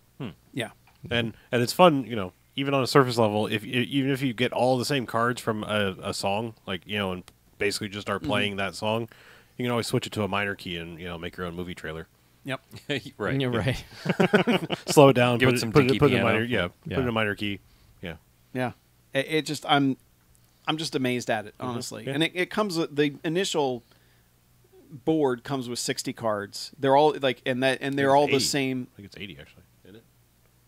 I thought it was 15 or it was 4 playlists, I thought. Yeah, it's 60. Okay. Yeah. 60 Yeah. cards. All right. Yeah, so because a playlist is 15 songs, and what they do is they sell. Obviously, your original is 60 cards. Everyone gets those same cards, no matter, it's just that's what comes with it is an identical set, and then they sell playlist packs of 15 cards. Actually, 16 cards because there's an extra Hidden card. bonus one. Like one of them's the Doctor Who theme, and there are a few other like weird things in some. Like a lot of them are like Bach. Mm-hmm. Or like the things you would think. And there's Beethoven's Fifth, but then there's Yeah. like Wipeout, like the drums and guitar from Wipeout, I think. Yeah, Mm-hmm. yeah. So each playlist has there's these playlists that are like 16 songs. I think they're about $15. So I mean, this stuff isn't cheap. Mm-mm. And then they have discovery packs, which are basically there's a series 1, 2, 3, and 4. And if you want the entire playlist for Series 1, you have to buy the rest of Series 2 as well. So it works out that there's like 30 cards in each series, isn't it? No, it's 60 cards in a series. Either way, like a pack will have 5 songs in it, but they may be across different playlists. Mm-hmm.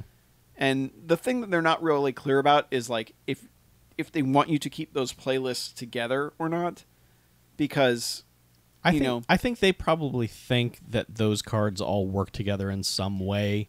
yeah, But because I mean some are like country. yeah, Like these are all country songs, but then they have like Poison's Every Rose Has Its Thorn, which is kind of like, okay, I can see why you put it there, but yeah. you know. And then there's like the rock one with Disturbed in it, and just some other, it's they try and group them together somewhat, but there's a lot of like cross pollination between the playlists anyway. Well, I mean, just music in general these days doesn't make sense. That Sam Hunt song that's in the country pack, how is a shitty techno song a country song? I don't know.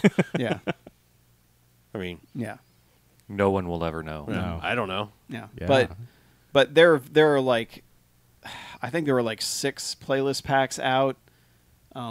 And then there's It's and not then as there's con- the 4 Discovery seasons, and Harlow and I have bought all of them Yeah. at this point. Yeah, we have. Yeah, we've already spent like hundreds of dollars on this game. Chuck's almost there. I got pretty close and had to pump the brakes and be like, "Whoa!" I saw immediately what was happening.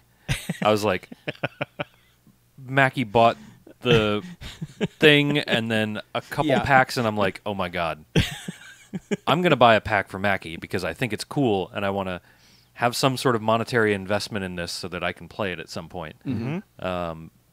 But I'm not getting You made the I'm right not choice. getting rock banded into this. Yeah. I'm not going to end up with $3,000 worth of digital songs I can only play on an Xbox 360. Yeah. I will say it's not as confusing if you go look at like a complete list. I mean, it's not. I'm not saying it makes it cheaper, but it's easier to I understand. was going to say, yeah, that's not the. Yeah. Yeah, Because Walking I into don't a care store- about the confusion yeah. part. Yeah. I just don't want to have to like But spend all of my money on goddamn cards. I mean, like the Discovery packs are one thing, not Discovery. The playlist packs. Yeah. Playlist packs are easy. It's just like okay, They will always contain all the They same all, yeah, songs. they always have the same ones. You know, you just need to go get the Lucky and the Derby, and they have weird names like that, and they're based on the symbol that's yeah, on them. and Like the Derby is the awesome one because it's Yes, got like get Derby. basically all the 70s songs that Yeah. you would want. yeah, but if you just walk into a store and are like, "I'm going to get some drop mix cards," don't. it's, Well, because it's confusing. Because like, it is confusing. But like, You can safely. That's what I was gonna say. You can safely buy playlist packs because just don't buy the same symbol, and Right. you're not going to get doubles of cards. yes, The individual like Discovery packs, you have to look very careful at the one card that's showing. If you go into a store, I will tell you right now, if you're serious about collecting them all, fuck all that noise Just and go just on go eBay. online and get complete packs. people because, have done it for you. Because each series, like Series 1 has 5 packs that make the whole thing. Series 2 has 5 packs that make the whole thing. 10. Is it 10? Okay, fine, it's 10. Yep. And then there's Series 1, 2, 3, and 4. And so you've got 10 packs each. You know, like I said, you might as well jump on Amazon. Like Amazon, I think, had complete Series 4 for some reason, but you had to go to like Hasbro itself. That was like the only place you could find 3. Mm-hmm. It's confusing, yes. Not impossible to understand, especially if you go like look at a checklist. It starts to make more sense. I guess the thing about it is like when you look at the Discovery packs, they make you think that it's just like a random draw. and they're it's not. No, they're not. Yeah, you look at these. Like I've got one. If you're on the live stream, this is one of the ones you just go into a store. It's got 5 cards in it. If you have ever bought any card, anything ever in your life, baseball cards, Magic, whatever, you're expecting this is just going to be a random series of cards, and Yeah. I've got to suffer through doubles or whatever to get the complete thing. No. There's a little window on each one that has a card design on it. Mm-hmm. There are 10 unique one of these, and you have to figure them out in the store. But if you're buying them separately over a course of like several days, that's stupid because then you're going to walk into the store and go, "Do I have Trumpet Man? Do I have the 3 triangles? Yeah, because Do they I all have. We haven't even mentioned like the cards themselves. They just say drop 3 mix triangles and the Yeah. trumpet man. They just say drop mix on the back. Yeah. But the artwork is kind of like the playlist artwork that you'd see on Rock Band. Yes. You know, like all like the custom stuff that people have drawn for them. Yeah. Yeah, but like all the parts of the song will have similar art. Like Yeah. like the country Yes. techno song I mentioned earlier, like it's all houses inside of a light bulb Mm-hmm. or something is what it looks like. But they're all like different angles of Yeah. the same artwork. Aliens sort are of. going to look at this iconic these icons in the future and wonder like what the fuck we Yeah. were doing. Yeah, and the app does like you can have it keep track of which cards you Yes. own. So if you really are stuck trying to find what, like if you're looking at one in the store going, hey, that doesn't look familiar, and you can look in your app and actually see which ones you have Yeah. from which groups. Yeah, there are some really good Google Docs about that break down what cards in what pack, and then they actually, I think, will tell you, they will describe the facing card, so you can go like, oh, this is Series 1, so-and-so. Yeah, because they're just up over 300 cards now. I mean, there's a 15-pack of Amazon ones, which I think come out at the end of this week. June 1st. Yeah, a couple one days. of the Amazon playlists. That's the last one, I think. I mean, unless it's gotten a super resurgence, and we're here to... Well, I talk you found into out it. about it from people that went to PAX Yeah. and played it at PAX, and were like, dude, drop mix. Which and also- then it dropped to $50, so I was like, well, I'll buy it, I'll try it, and yeah, that was the end of that. Which also, by the way, Harmonix/Hasbro, whoever's idea it is, stop having exclusive cards at events that nobody can get. Yeah, Yeah. that ain't cool. That is not cool at all. Yeah. Especially when the ones you're dropping, well, it was pre-order first, which they didn't advertise this game for shit.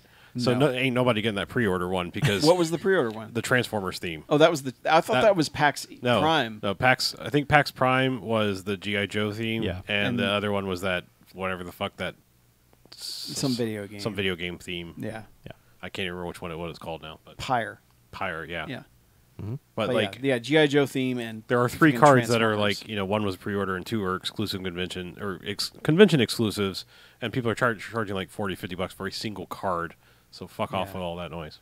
Yeah. Yeah, I really wanted the Transformers one until I looked at how much it was on eBay, and I was Yeah. like, damn it, man.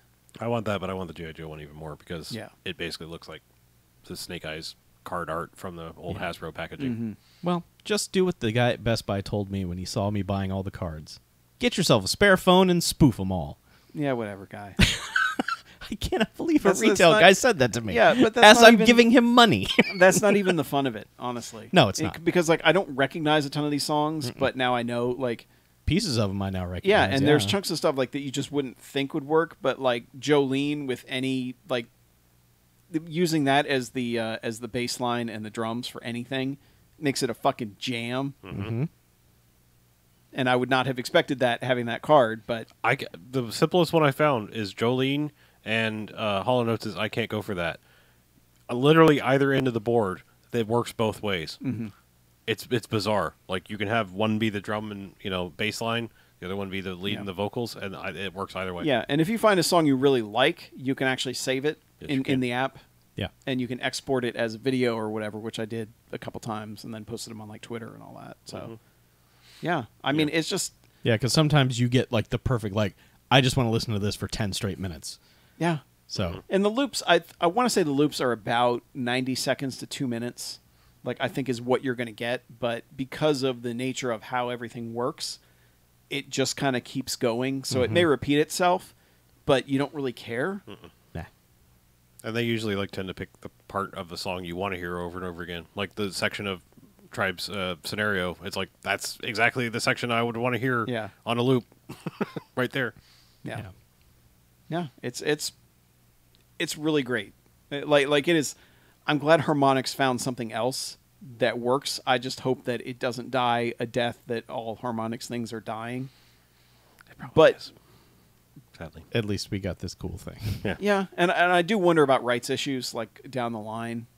Like Well- if my card suddenly just doesn't work because you have to have the app to play anything, obviously. Everything's very specifically about that app says that it is good through and then gives a exact date. Like they've got it licensed through that date. Maybe it'll keep going if it's, but I would there's assume a countdown on it. well, what's the way a lot of this stuff works. You have to download you have to have the songs or the song clips downloaded onto your device, right? Yeah. So what I assume is going to happen is after that date, you'll no longer be able to download them, but you'll probably still be able to play them. Yeah. It I says was gonna say I will be finding a cheap ass tablet or something and Yeah, taking it offline. Yeah. It says app available through December 31st, 2019. yeah. They'll probably delist it from the available, App huh? Store. Or So something. that is probably a contractual thing, and if it's financially beneficial for them to renew it, they might. But I hope so. I really, it's just So get the Drop Mix app now, just in case you have yeah, to buy just your go ahead Drop and get Mix the app. later. It's free. Just hang on to it. and you can tell it to download all the songs as well. Yeah. Like, it doesn't have to.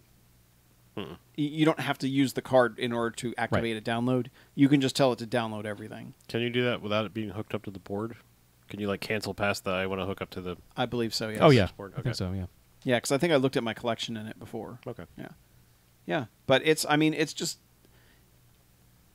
it unlocked the whole collector thing in me as far as all these cards go, but it's a really cool, fun thing to fuck around with. Yeah.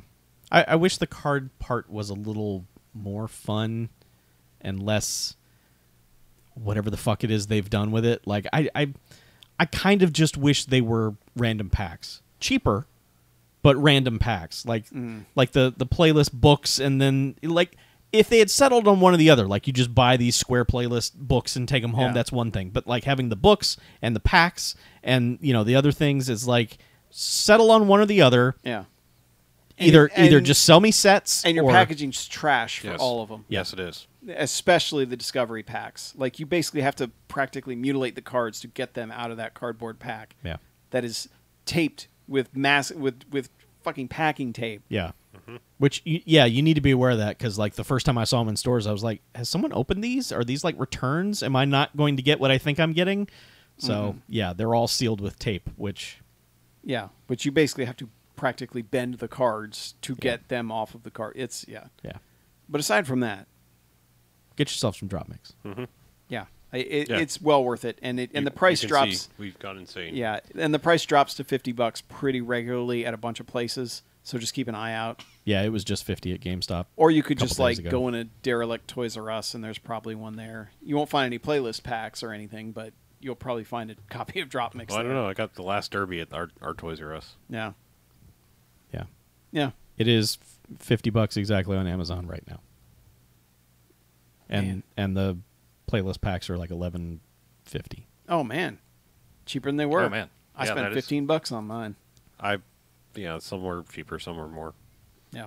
But then the other bad thing is like they have certain exclusive playlist packs. Like there's one that's A exclusive. Toys R Us One's exclusive. a Toys R Us exclusive. So get ready to go on eBay or wait for them to re-release that, because trust me, they're not at any of the Toys R Us's. And then there's a Target one, which all the Targets have. That's not a problem. Yeah. But yeah, it's a little confusing, but it's worth the journey. And Yeah. It's fun once you get hardcore into it. I'll say that. Yeah. So, I mean, it's fun even with the base pack. Yeah, it really honestly. is. yeah. Like I'd say, if you get the base pack and the Derby pack, you're in good shape for a long time. Yeah. Because there's some awesome shit in both of those. Yep. Unfortunately, my favorite's probably the hip hop pack that was from Toys R Us, but I'm not saying don't make that the first one you go the first unicorn you go chasing, because you're gonna pay more for that one. Yeah. As I did. Yeah. But it's great. It Thanks, is. Harmonix. Appreciate you. I'm glad you And can it's- keep making things that I love. And it's quality. Like it's well built. Like Yeah, it's this a deck well-built- thing is solid. Yeah, they partner with Hasbro. It So- seems like Yeah, it so eats you can actually- batteries a little bit. Yeah, but- it does. Yeah. Chew them up. And it mine, takes what, 6 AA's? Four. And mine, every once in a while, pulls my phone or something. I don't know what's going on, but it'll just be sitting there, and I will not have opened Drop Mix, and it'll do its little searching for Bluetooth thing. And I'm like, the fuck, man? Yeah. Also, But- pro tip: hook up some speakers. Don't just use your phone audio. Yeah. Oh, yeah. If you Like- can push that to a TV Yeah, or if something. you've got AirPlay or whatever, Chromecasting, so do that, because it sounds so much better. Yeah. But honestly, if you have any questions, write us on Twitter, because we will respond. Yeah, we're happy to top Yeah. Yes. drop mix shop. We are drop mix influencers.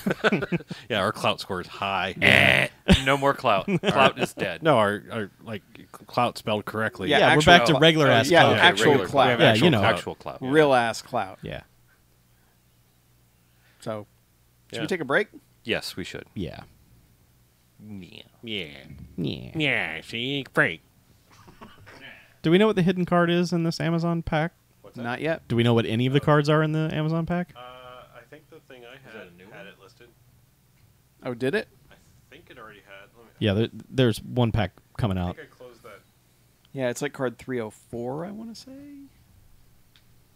I've got it. Hang on a second. Come on, Googs. The Googs. Open up, you son of a bitch. Yeah, this was the magical Google spreadsheet. That Yeah. I think it had the Amazon one. Got it. Thank you. Fuck off, Google. Jesus Christ. What is Google doing over there? Being a shit. Do you want to identify this Chinese food?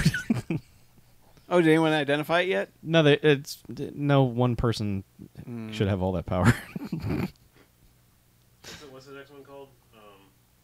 Chill? Chiller. Chiller.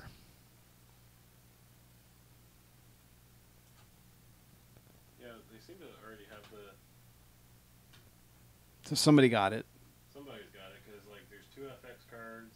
I mean, here's the list of cards that are in it. I don't know if they say which one is the hidden card. Sometimes over here they have... Okay, this is Do you have to go to the end of the list? No, because it's probably not one of these 2 FX cards. Major lift or minor lift, or major fall or minor lift. I doubt that's it. Hallelujah. I was gonna say, what the fuck? New Orders Blue Monday is the rainbow card, though. I know. I've looked at it in the app longingly. Okay. Oh.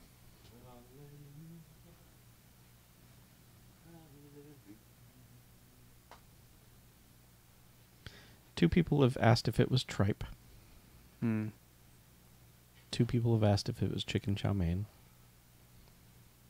I can vouch it was not. Hmm.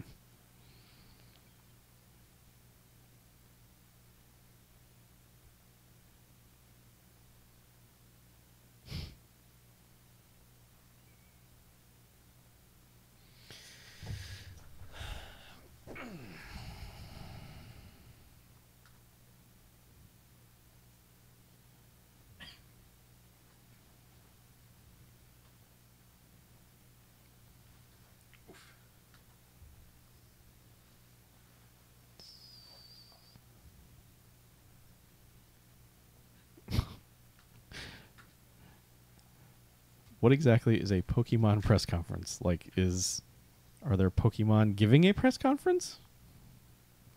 Yes. What? There's breaking news in the chat. Hmm. Well, Bethesda hasn't shown whatever the fuck they're doing, so whatevs. Yeah. Until Bethesda's broadcasting, I don't give a fuck. Pokemon press event starting soon in Tokyo, Japan. Hmm.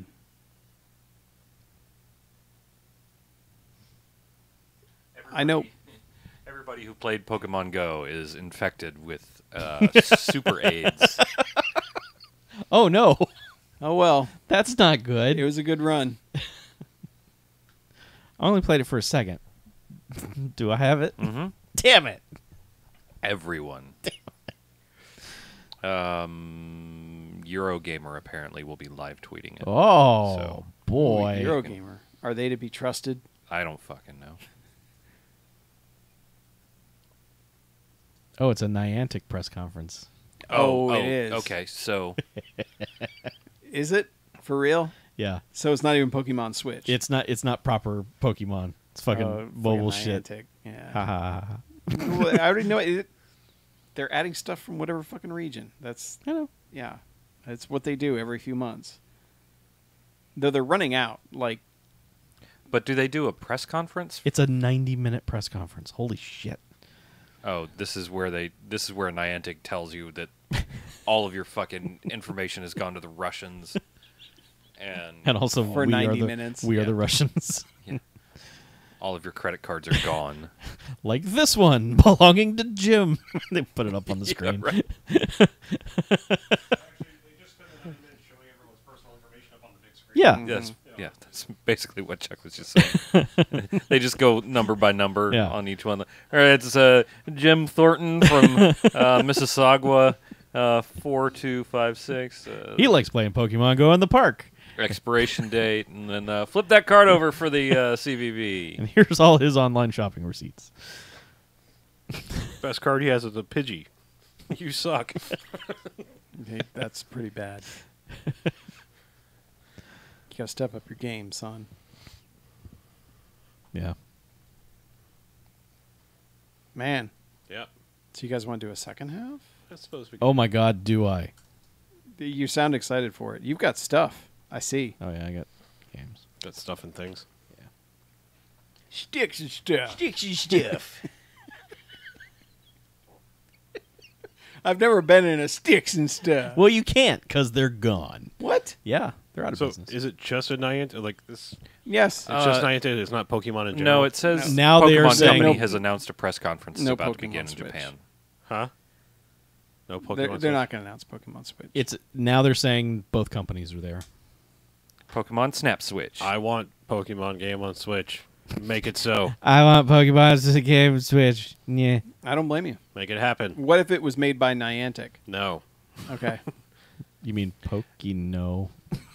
They don't have the skills or people or No, I mean, anything could to you imagine them do being a like, Switch game. we're putting Pokemon on Switch. It's Pokemon Go. Everyone take your Switch outside. Oh, God. Go. Just pair it to your cell phone Just find some Yes, Wi-Fi. with a wire. Exactly. and- Here's your special PokeWire that you'll use to connect your phone to your Switch. It's only $85, and we're making 7 of them. Oh, They're and- yellow. and it will use your tethering data, so you only have a limited amount of that. And here's whatever if you want You'll to chat. have to get a special data program for your Switch. If you want to chat, you have to install our Poke Shoes, where you will get That- smart with other people. That is still one of my favorite things is at the initial Vita press conference where he's just like, and the Vita will have 3G on the exclusive carrier AT&T. Boo. And, and he just gives this shrug like, eh? Because everyone's like, fuck you. Yeah. Man. 3G on AT&T. Yeah. Oh my God.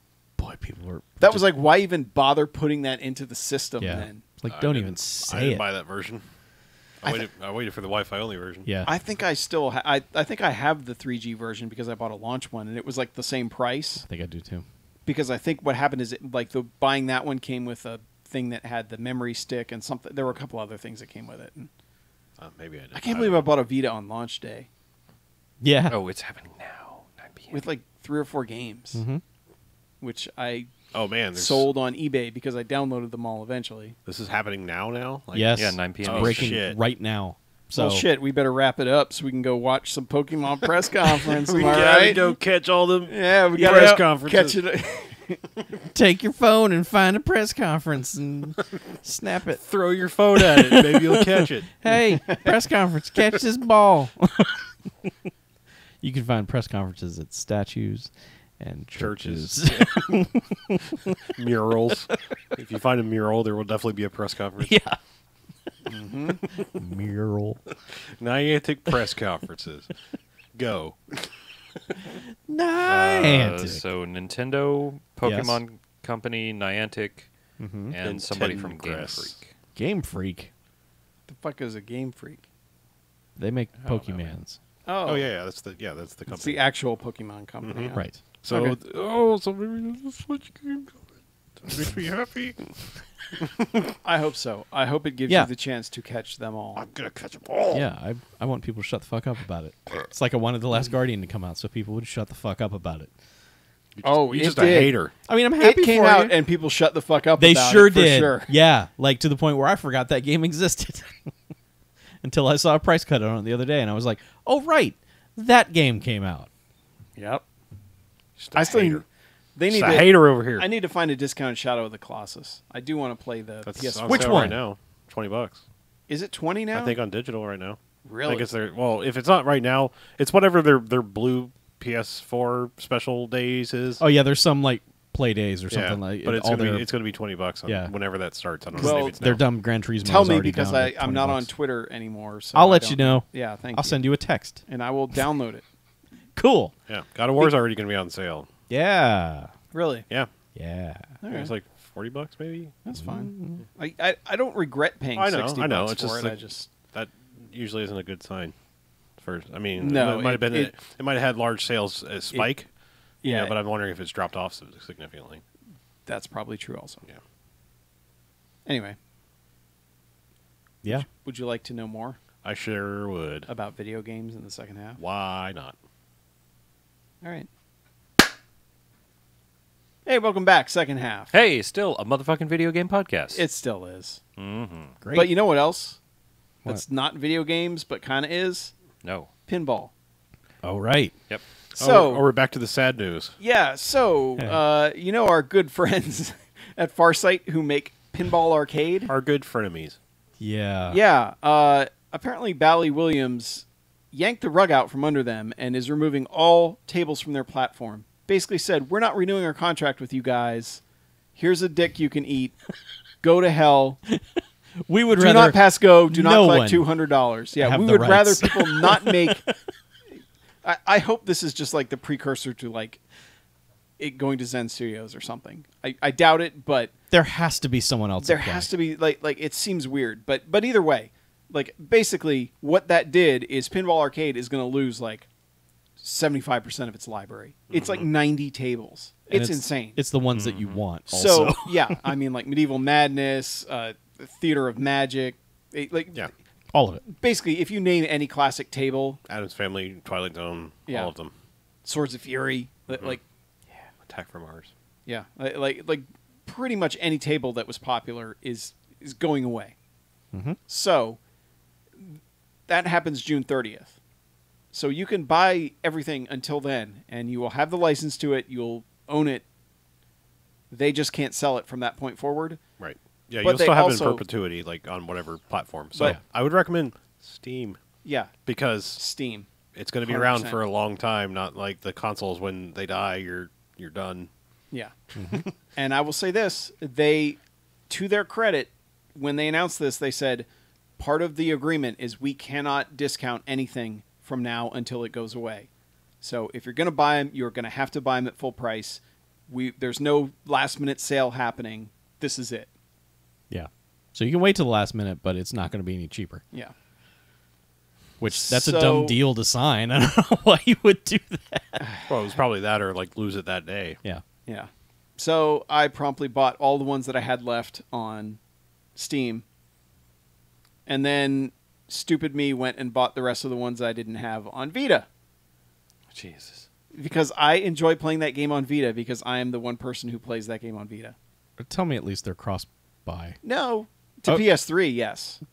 However, like Black Knight 2000, like getting through, navigating the nightmare of downloading tables, fucking nightmare. Yeah. I still don't have Black Knight 2000. I cannot find a way to download it Okay. because I go to its entry in the game, and it's like, all right, we're taking you to the store, and there's no download button, and there's no buy button. There's just like, hey, hi, I'm at the store, and here's this Black Knight 2000. Can't download it. I try to go on like the web app and tell it, hey, download this to my Vita, and it's like, no, we can't do that. Sorry, Do you have to download like the pack? I don't. I already had it. Apparently, the solution is to delete the app entirely, including all content, and re-download fucking everything Of course it is. It's Farsight. on a Vita. No. So, you know what? Black Knight 2000 is basically Black Knight, so I don't need it. All It's right. not the If end it of the was world. Whirlwind, I would, or if it was, like Whitewater, Sure. yeah, I'd be redoing it just to download it, but, Yeah. But yeah, I think I just kept Farsight in business for another couple days on my own. Good And job. I even debated doing it on PS4 and Xbox One, and I'm like, no. This is a They road don't that deserve it. Yeah, this road does not lead anywhere good, so I did not. But Steam, man. I mean, that's all you need. yeah, I have them all on Steam now. So they claim they're going to continue making the game. That's what they claim. Which they've- basically They never they made the have fucking Stern. game in the first place. I was gonna say that they basically they folded Stern Pinball Arcade. That's done. Yeah, it is done. Yeah. And that's got to be. the stuff that's in there is basically gonna be in the next season. Yeah. Yeah, That's what they've more or less said. yeah, because So- there's and really maybe not maybe a couple more new ones that we haven't seen. there's not much left past that. I don't know how it works with Doctor Who either, because like they had the Doctor Who, the original like '80s table, Then but had they the also Kickstarter have one. the Kickstarter one. So I don't know But if it wasn't they it just a lose skin? I mean, it was It is. played. Yeah, so it's probably going to go away. Because I mean, if the mechanics are the same, they can claim It's we made the this rights table. the table rights. Yeah. Yeah, because there's copyright in the flow of a game. Yep. that. Mm-hmm. That's why we didn't just see plenty of reskins on pinball tables. Because Lord knows they would have done it with anything else, like toys. Sticker slapping or whatever they call it. Stickers. Label slapping, whatever. Yeah. I mean, just like you would think that there would be pinball tables. Like, wait, all these ramps are the same, but that there's not because like people actually own the design of the flow of the game. Right. Yeah, but if you care at all about that, Yes. like I would say, like get Medieval Madness. You know, Yeah. there's quite a few. Like, if you remember it, chances are it was Bally Williams. So just you're probably going to want to buy it. But their seasons are still way overpriced, especially the later ones on Steam. But it is what it is. Okay, I only had one left. I haven't bought it yet, but I'm going to. Yeah, it had Sorcerer in it, so I had to buy it. Yeah. Yeah. Yeah. So it's disappointing news, but at least they were upfront with everyone about it and said, "Here, you got till June 30th. It's not going on sale. Go if you're going to get it." And we wanted to keep making them. They told us no. So who knows? They probably just forgot to mail the fucking check or something, knowing Farsight. Yeah. Because Farsight is good at one thing, and they should just let everyone else handle everything else that they do. Honestly, I mean, the industry is so stupid that, like, honestly, these people could have gotten their panties in a wad over the fact that they made Stern Pinball Arcade as a standalone title. I mean, Yeah. I'm just saying, like, Yeah. there's bad blood that goes way back to all this dumb shit that, like, they might have just been like, meh. I mean, I understand what the point of that was, which was to have a platform for Going forward. the digital tables versions of the new Stern tables. The one company that's still making new pinball Yeah, tables. but then they never did that. No, they didn't. They released Ghostbusters, and then that was it. Because they charged $10 per table, I guess. and nobody fucking bought them. Yeah. And they were re-releasing ones and charging you again for Right. them. Yeah. You know, like, here's, you know, Frankenstein. Great. Yeah. Yeah. Again, Farsight. Finding ways to fuck up good things. Yeah. Like, if you could just take that whole team and just say, look, just make the game part. Do the physics part and the teardown and the modeling and all that stuff. You guys are good at that. Let someone come in and build a front end and a menu system and a Like, leaderboard. honestly, I that just hope they all get hired by Zen Studios.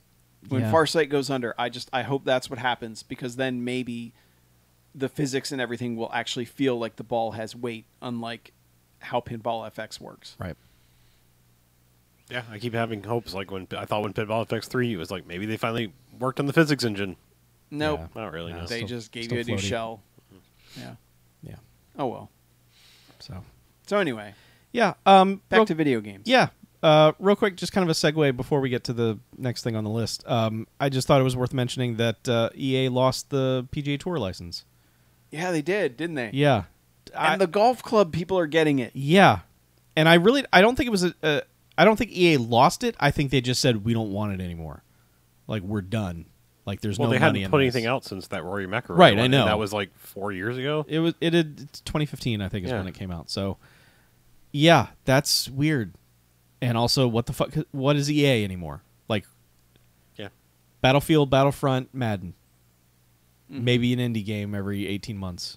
I mean, EA used to put out 27 games a Yeah. month. They're shrinking it down to their yearly franchises that they can put V-Bucks or whatever on. I guess, but that's fucking insane to me that EA is just almost a nothing anymore. Just, Yeah. and I get it, you just want to stick with what works and turtle up and, hang on for as long as you can, but Well, that's you are skipping FIFA, which is a no, money I know. juggernaut. Yeah, I know, but it just seems like, I don't know, spend a little bit of that FIFA money out into Yeah. something. And I understand you got rid of PGA because, who gives a shit about Rory McIlroy? Rory McIlroy. Rory McIlroy. People who follow golf give a shit. But casual people know who Tiger is. Yeah. But we obviously you we're not- can't use Tiger anymore, so... Not for a little while longer. Not Yeah. since Yeah. Tiger caught some tail. Well, We that got seems to be another- forgotten because every time he shoots par, everyone just starts going fucking nuts on the sportscast. It's just, Tiger's back, everybody. He's in the hunt. No, People he's want not. a comeback story. That's what they want. Whatever. So, But yeah, this is kind of a late notice, but that game gets delisted like tomorrow. wait, which was? Rory McIlroy. Oh, really? Yeah, tomorrow. Gone. It is being pulled from EA Access, which was the first hint of like, uh-oh, something's up. And then they're like, it's not just being pulled from EA Access, it's gone from every digital storefront. Wow. Yeah. So Eh. say Hope you're goodbye paying to- attention. Yeah. Goodbye. So enjoy the golf club featuring the PGA Tour. Hey, as long as they can redo the menus, I'm okay with it. Because Yeah. at least Golf Club will get to do like real courses now. Mhm. Because the game itself was fine. They're like Farsight. Yeah. Once you're in the game. Yeah, once you it's get great. to it, yeah, it's just getting But there. once you get out of the menus, it's like, yeah, we didn't hire anyone that does UI UX. Fuck it. We're engineers. We know what we're doing. Yeah. One more quick bit of EA news. Yeah. Battlefield 5 trailer dropped. I'm, the resident Battlefield fan. You are. They also announced no premium pass, which they announced like a year ago. But it was part of their big reveal. No premium pass, no battle packs, no loot boxes apparently in Battlefield 5. So It's all just cosmetics, right? That's how they're gonna make their money. I don't know. I don't even know how they're going to do it. Oh, weird. They might So- just sell a video game. Yeah, they might just they may sell a video game. They may do cosmetics like Overwatch does, which I mean those are still loot boxes, but maybe they'll just outright sell. I must be an old man. I don't know how they make money off cosmetic what the fuck ever. Oh, because people are willing to pay for like, Why? oh, I didn't get that skin, but I really want it. So I'm going to pay $3 for You're it. an Sure. outlier on the Yeah, I am the character guy who- creator Dude, stuff. you Yeah. spent $3 million on Rock Band. Yeah, getting everything. but he would just play a stickman in every video game if he could. Yeah. Like, yeah. Yeah, like default. Whatever default man is. Yeah. Whatever happens if you just keep hitting the A button until the game starts, that's my character creator. Every fucking time. I do not care. I feel you. I don't feel the need to pay money for cosmetics, Yeah. but I like them, especially in, if you can see your character occasionally. Yeah. Cosmetics are cool. Most of the time, none of that shit matters because you can't see your character. Yeah, So that's why gun skins were a popular thing. right, Yeah. because you can at least see those. Right. Look, I get it because I'm of the opinion of sell me a game, sell me a complete game. If I like it, I'm going to tip box you, and that's Yeah. when I would buy skins. Like if I could throw more money at Diablo 3 for something, I would. Well, Because- you've bought it like seven times. That's true so. too. But I mean, like, even on like the Xbox One as a platform, like I still feel like if they put out something with extra companion things tomorrow, I would buy it because I still owe them money from the amount of time I've spent with that game. Yeah. That's the way I would look at it. yeah. And like I said, I feel like this is like an open-ended chance for honesty as far as like making money instead of like the blind loot boxes and things like that, and selling you a season pass when you don't know what the content's going to be, that kind of thing. Like this is like, yeah, all I do all day and all night is play Battlefield, so here, have $5. I got a green mohawk and a gold gun. Yeah. Okay, well, good for those people. I'm glad companies can make money off that instead of loot boxes, I guess. I just... One's not gross. I just love the fact that, like, Horse Armor was the original, like, man, DLC can fuck itself because of Horse Armor. And now Horse Armor would be like, oh, yeah, my horse looks kind of naked. How about if I get him some horse armor? Dude, if they sold Horse Armor in Battlefield 1, Yeah. people would be all over it. Well, you did Yeah. get a pre-order horse. Oh, okay. Yeah. Was it a war horse? They're all war horses. Oh, okay. Since they're horses in, in war. war. Oh. Was it Seabiscuit? Did Seabiscuit go to war? Seabiscuit, run. Run, Biscuit, run. Yeah. All right. I don't So know anyway. much about horses and wars. Apparently. War Biscuit. Of course. Speaking of wars, Yeah, okay. Good job. Okay, so we're going to talk about Far Cry 5 in a little bit and how that game made us feel when it was over. I felt unfulfilled when Far Cry 5 was over and felt like I needed a similar game to scratch that itch for me. And so I'd played Homefront: The Revolution when it first launched, talked about it on the show. It was a steaming pile of garbage because it ran like ass and just didn't play very well, and I didn't get very far. My understanding was over time they had patched a lot into that game, including the patch to make it work, which is Yeah, the a one very that makes important it work. patch. And so there was that, and then they had also patched it for the Xbox One X, so it was X enhanced. So I was like, all right, this might run fairly well, and it's a fuck yeah, America save the country from invaders thing. Maybe this will feel a little more satisfying than Far Cry 5. So I dove in headfirst to Homefront: The Revolution and put 30 hours into it. Played that game to completion. Played all of the DLC. that game is a solid B tier shooty game. Okay. It is also a strange like middle chapter in a story that has no cohesion whatsoever. It's barely related to the first game at all. And the point of the game basically ends up being to take out this weird middle management guy.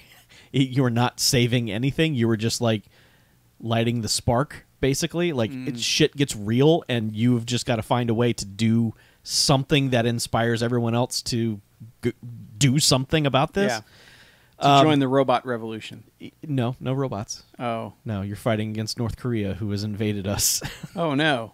Red Dawn style. Actually not. They hijacked all our technology because we bought all the North Korean technology over the year. North Korea, by the way, in this game is supposed to be China, but everyone was so fucking scared of China, they were like, we can't make him the bad guy, change it to North Korea.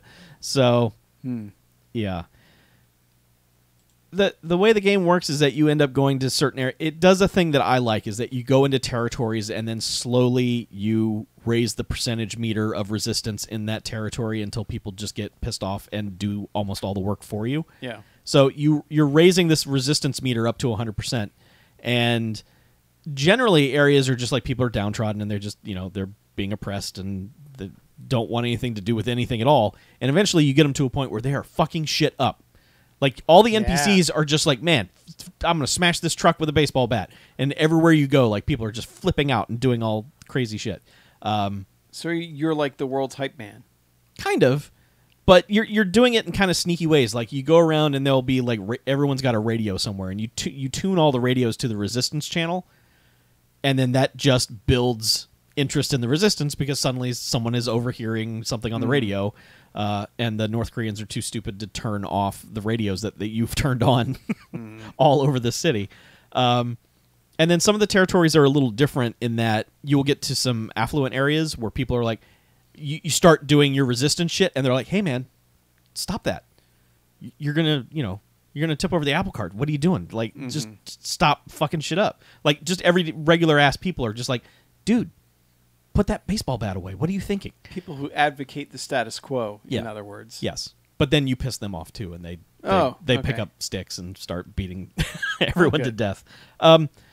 Narratively, it's not great, but just the process of going in and doing stuff and shooting dudes and hacking drones and using remote control car bombs and stuff like that, it's fun. It's for an action game, a shooter game that doesn't have any dumb multiplayer hooks in it or, like server-based bullshit. It's just, here's a story, here's an area, go do it, clear stuff out. Yeah. It's fun. Simple fun. Just simple story-based mode, go in, do stuff. So, and it looks good. Like, the work they did on it looks good. So the opposite of Black Ops 4. Yeah, exactly. Which we didn't address that, did we? No. There's no campaign in Call of Duty this year. So Chuck and I are done with Call of Duty. Yeah. As am I. This will be the first year I don't buy Call of Duty because, like, I'm sorry, I'm that guy.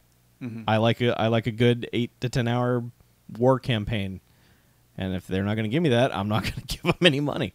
So Harlow, will you continue to play the Black Ops or the Call of Duty games? Because you're the only one who really is into the multiplayer out of all of us. Yeah, but not anymore. I haven't played the last few. I mean, I fired up the multiplayer on Infinite Warfare just to see what it was like, and didn't really grab me, and I don't think I even started up on World War II.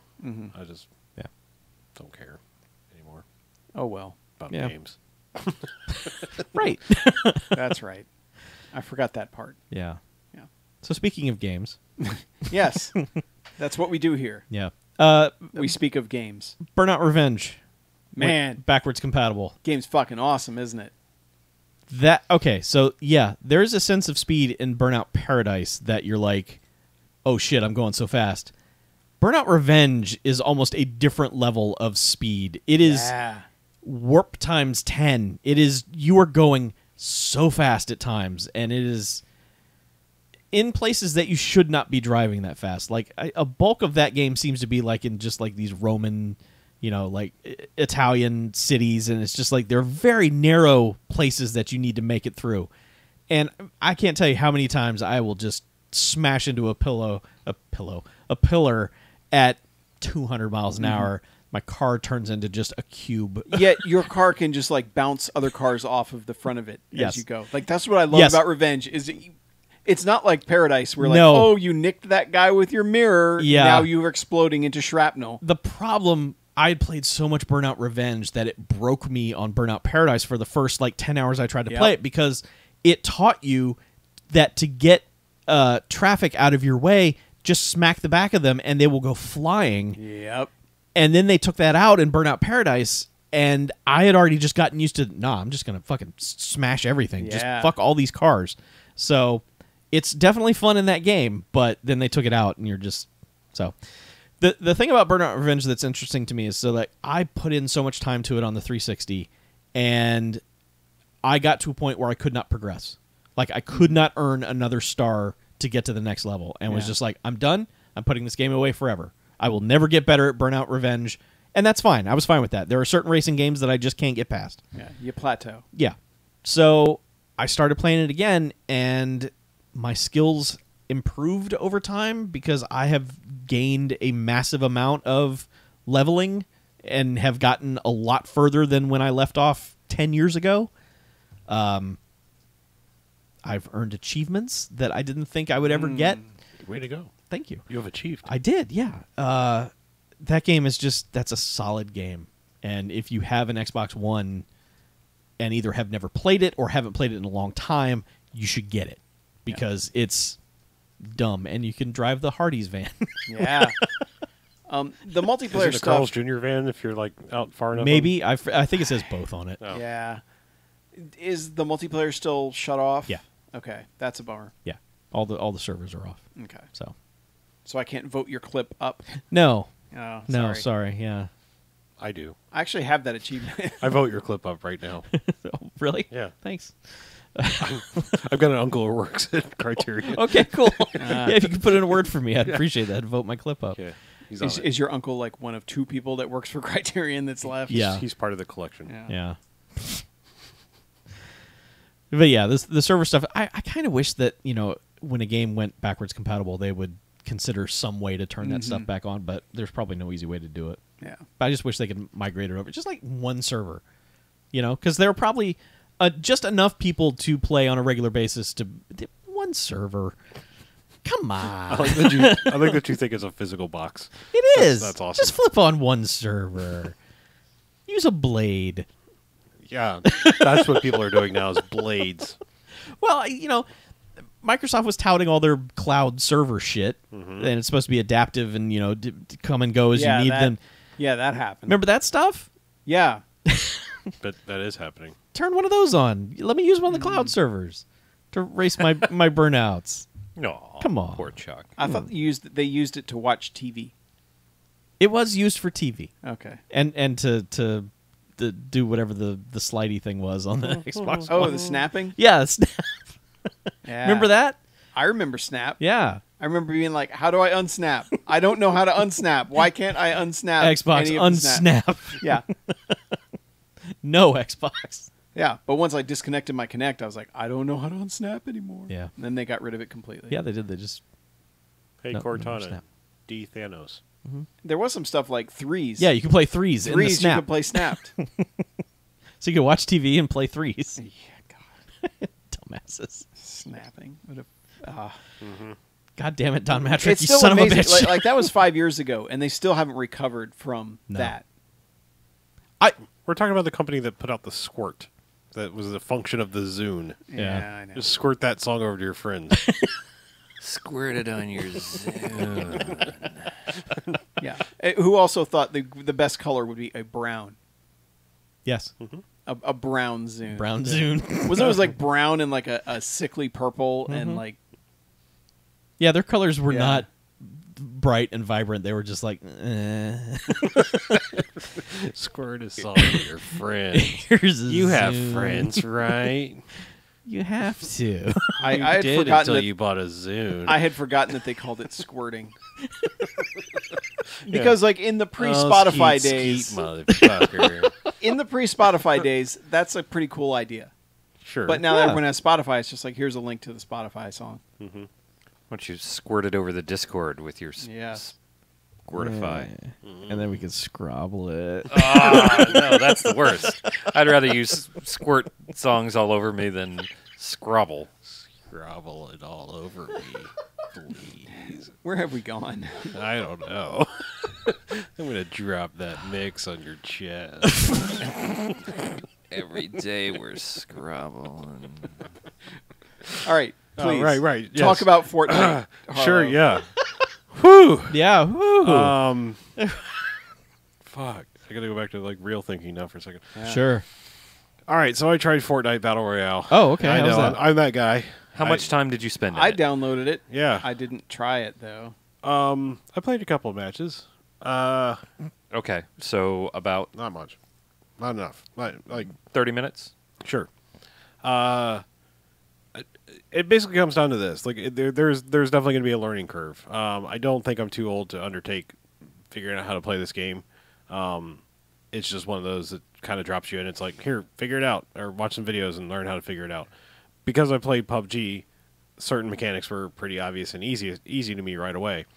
It was just until I died one time, I thought I was playing Fortnite Battle Royale, and then I watched some other people play, and I was like, oh, what was I doing? You were just running around. I was just running around straight on the ground. You weren't building any forts. I was not. And then Hashtag just build. I wasn't going up in the sky and then activating the glider and doing all kinds of things. You got to get a bouncy pad for that. Yeah, there was all kinds of things happening. I was watching these people. I was like, holy shit! I was playing 2D chess. they were playing 16D chess. There's so much meta in that game Yeah. right now, and they are moving at breakneck speed as well. So I'm partially interested because I do like PUBG, and I feel like it initially feels like a more refined PUBG. I mean, it feels like PUBG married Overwatch. Aw. I mean, as far as aesthetically. aesthetically, yeah. So it's like part of me wants to try it and get better at it, and then part of me is like, nah, I'm too old. I don't have the time. Like, I'm just not going to be I'm not going to be that good. So like, why bother kind of thing. That's Yeah. me for So- everything. So how did it basically become more popular than PUBG because it was free? Drake. Free. And Drake.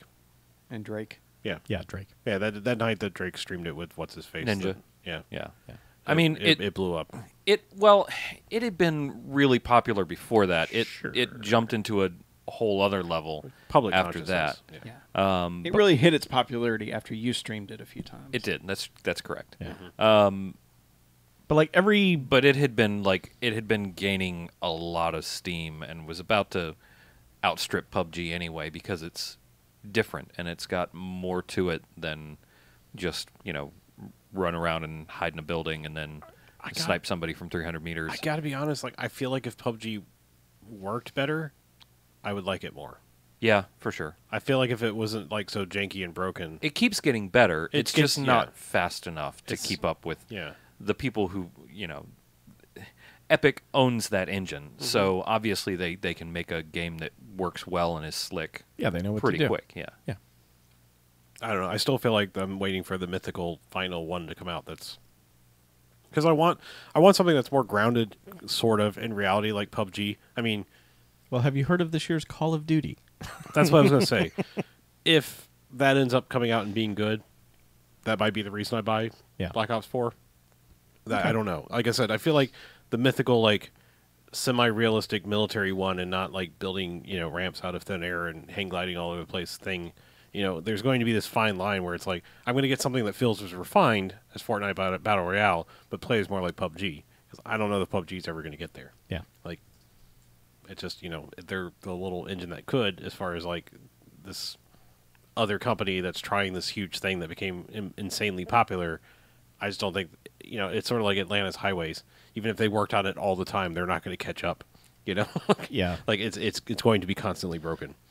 PUBG is going to get passed by, and then it's just going to be one of those things that's going to take on this mythical, oh man, remember PUBG when it was a thing that you could play and it was like this, but it was real janky, but man, we had it's just going to become that thing that people talk about that everything has surpassed it and none of Right. it matters anymore. But It's going to be Doom. Yeah. Yeah, but Doom still. This is going to be that thing that was like almost Doom. Like like Rogue. man, remember that game Like that when was people Doom, talk about but- tribes. Sure. Yeah. People like that love tribes. You see, people that love tribes are like, man, like nobody will ever capture what tribes did. Yeah. They sure haven't. And I'm sure there will be people that will speak in hushed tones of PUBG someday, Yeah. like they do about tribes. While they play all the other battle royale games. yes, Because- PlanetSide was the closest to tribes before anyone writes in. I know. Yeah. yeah. Save your fucking email. I'm just saying. I've tried them, and there was a new tribes game. It was just not very good. Yeah. Tribes 1 and 2, though. That's where it was at. Anywho, yeah, I don't know. I might try more Fortnite, but like I know there's a learning curve. Where are we dropping? Well, it's a new season, right? Didn't they just start season 4? Yeah, like 3 or 4 weeks ago. Something like Oh, that long ago? Yeah, they. Oh, Yeah, it's. I know moved they fast. just update the icon in my installed games that I go, oh, I should probably try that someday, and then I never do. Where are you playing it? Xbone, Xbone. Okay. Xbone, give it to We us. should play some duos Xbunks. if you're actually interested in. Yeah. in Well, by kinda default, it getting drops into you in the 4-person squad thing, and I started that first game and didn't realize that's where I was, and like I was like, I got shot and I guess no one was near. I was like, why am I not dead? Like it's giving me a chance for someone to try to revive me, and I was like, oh, I didn't. Its menu's a little confusing when you first jump in, as far as like what you're actually jumping into, but I figured it out. Okay. Good job. I probably should have put this in the other corner because it's something I tried via Game Pass. It's not a Microsoft first-party thing. It's just something that got thrown on Game Pass because why not? I tried the Hunter Call of the Wild, and it's written just like I wrote in that weird. The Hunter. Yeah, it's like the Hunter. Is all one Yeah. word. I only know this Thunder. because I have friends who like are obsessed with this game. I will say, all right. So it's based on the Avalanche engine, which I guess that's Just Cause 3, and Far Cry 5. I think uses that too now. Maybe. I mean, I think that's no, what. that he's Dunia. Oh or yeah. whatever. I don't know. Yeah, Avalanche. That's the one. Avalanche that, is the studio. Is it? Yeah. Well, then what the fuck's the engine? Because it's important. It's one of those two games. Big, like it's essentially a realistic hunting game based on one of the big game Far Cry engines. tech. Yeah, like Far Cry level tech. It could be Just Cause or Far Cry. I can't remember which one it is. I think it's Far Cry. Crytek. I think it's Crytek. Okay. But CryEngine is CryEngine, what they sure. use. I've messed around from time to time with like the Cabela's and all the other various big game hunter bullshit games. I mean, I guess that's the arcade one, whatever. But I've tried these games from time to time because I mean, it seems like a thing that might be interesting. The notion of hiding and waiting and using scents and calls and things like that to bring animals to you. hunting. But just imagine that in like a real like video game engine. That's all I can really say about it. Is like it feels more real just because it doesn't feel like a janky thing that they bought or slapped together themselves.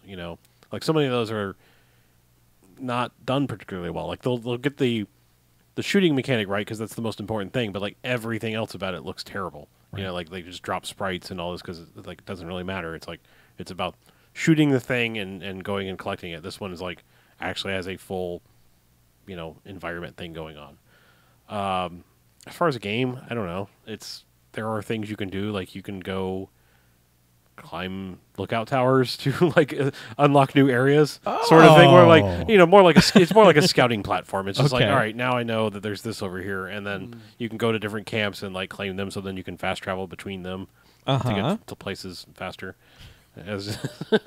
Yeah, That sounds. because I mean, otherwise you're running and you're not very fast. I mean, until you find like your first vehicle, and it's like, well, I'm going to scare all the deer away, but I can get where I'm going really quickly. Yeah. I don't know. I gave it like an hour. Honestly, probably more than I should have, maybe even 2. But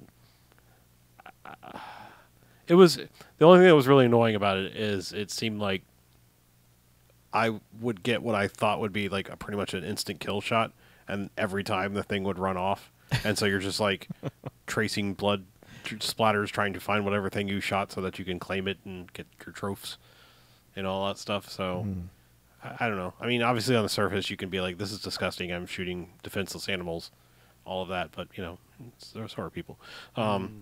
Anyway, I'm just saying, like, I'd rather do it. I'd rather people do it digitally than go out and really do it for shooting deer for just to collect their antlers. Is dumb. Don't do that. If you're going to eat the deer, I don't have a problem with it. But Eat the deer. Don't just go shoot a deer because, like, I want the head on my wall. That's dumb. Yeah. Right.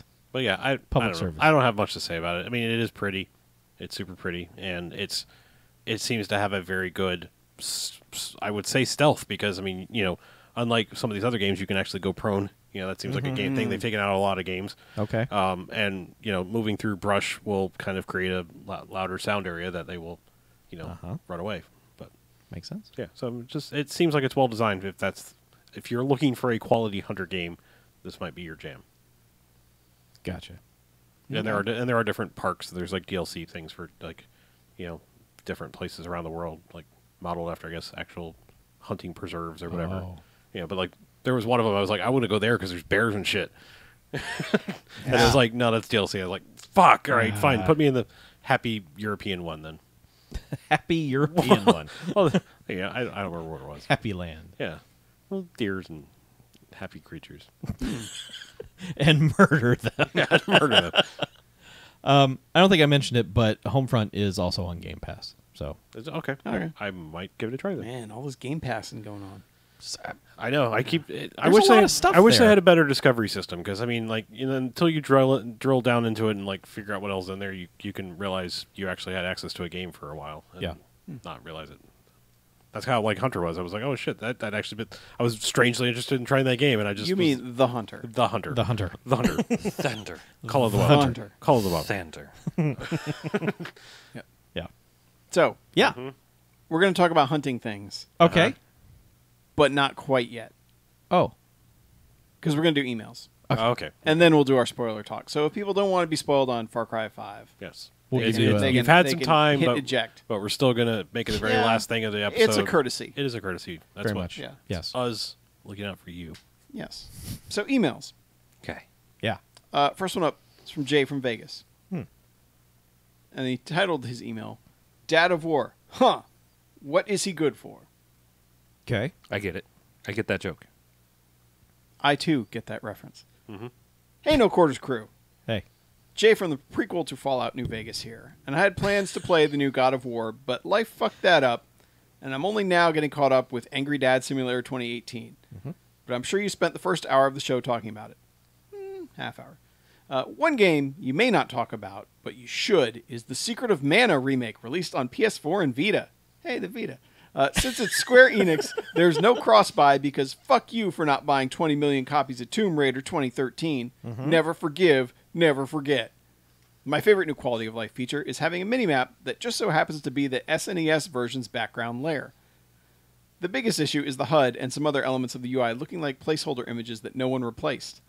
The one true test for the Secret of Mana remake was when I hit the Ice World and played Stone Temple Pilots Core on my iPhone. I'm happy to say I felt like I was 13 again, which speaks very highly to the quality of this game. For anyone wondering if it's worth the $40 on PS4 or $30 on Vita, I'd say yes, if you're like me and have a deep attachment to the SNES game. For anyone curious about it, wait for a sale because in spite of the quality of life improvements, it's still a 1993 action RPG and can be off-putting for people used to more modern games. Doubly so if you never played a Seiken Densetsu or Saga game previously. Ghost Ride the boy. Jay, sent from my CD of Alice in Chains Dirt. So Secret of Mana. Yeah. That's a game I've never played. I played it on the SNES. Yeah? What'd you think? It's one of those games. I would never play that again. Never ever? Like all those. I mean, I really liked all those Dragon Warrior and all that stuff. And I don't have 90 hours to grind around and do that stuff anymore. I mean, those games were great when I was 10 and only had one game. Yeah, like Chrono Trigger on DS. Yeah. I can't tell you how many times I've played through like the first 3 or 4 hours of Chrono Trigger and then been like, I think I'm done. Yeah. I do that with and then I come back and I'm like, I don't know where I am. Yeah. So I restart the game. Like whenever they re-release like Final Fantasy 3 or 4 on Game Boy or iPhone or something like that, I'm like, yeah, I'm going to do that again. And then I get like 4 hours into it and go, no, I don't Yeah. want to do this anymore. It's like every Final Fantasy Tactics that they put out. I'm like, yeah, man, Final Fantasy Tactics. And then I play it. I'm like, oh, yeah, it's Final Fantasy Tactics, yeah, it isn't sure it? is. Yeah. Fuck. Mm-hmm. I just don't have the patience anymore. Yeah. But I like those games. I really did. So Yeah. I never played one. Me either. Never touched a secret or a tactics. Neither of them. okay, good. Fair None enough. of them Square Enix things. I played like Fantasy Star original 3. Yeah. Fantasy Stars. Dope. Master System in. Yeah. And then I think I played whatever the first Final Fantasy that came on the SNES was. 4. Sure. I was going to say 3 They or labeled 4. it 2. Okay. Yep. But it was It's 4. all fucked up. I don't know. I don't know. No. I literally rented it for a day. Yeah. And I was homesick and I played it all day. Mm-hmm. Like, parents came home and were like, you still playing that? And I was like, yeah. Yes. And then they were like, Go why? away. And I was like, I don't even know. I have no idea what's happening right now, let's be honest with you. Yeah. Yeah. Well, you understand. The evil man was trying to take over the world, and you and their friends were the only ones that could stop him. Oh. And Sid was there. Right. And Wedge. No. And Jack Porkins. Yes. Porkins wasn't. Hoodkins. Is Sid Barrett? Is that same character? Yeah. Yeah. Sure. Well, I don't know if it's Sid Barrett, but Sid, no, I Sid thought- is in every Final Fantasy game. CID. Okay. I'm trying to remember someone from. I thought there was Barrett from Final Fantasy. Oh, Barrett 7. is a separate character. Oh, is it? Okay. He was in Final Fantasy It's not 7. Sid Barrett. No.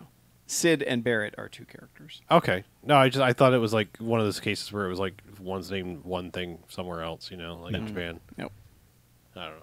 Yeah. See, I don't know my Final Fantasies. Yeah, I don't really know. Why I'm trying to front. I don't know either. Yeah. All right. Other one we got. This is Josh, a.k.a. Late Elf, Oh, on Twitter and Discord. okay.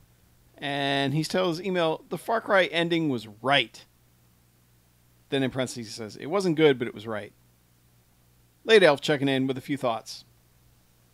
And then he goes completely off the rails as far as nothing to do with Far Cry whatsoever. Okay. Oh, okay. So All right. he's just fucking with us, apparently. Cool. What a But, swerve.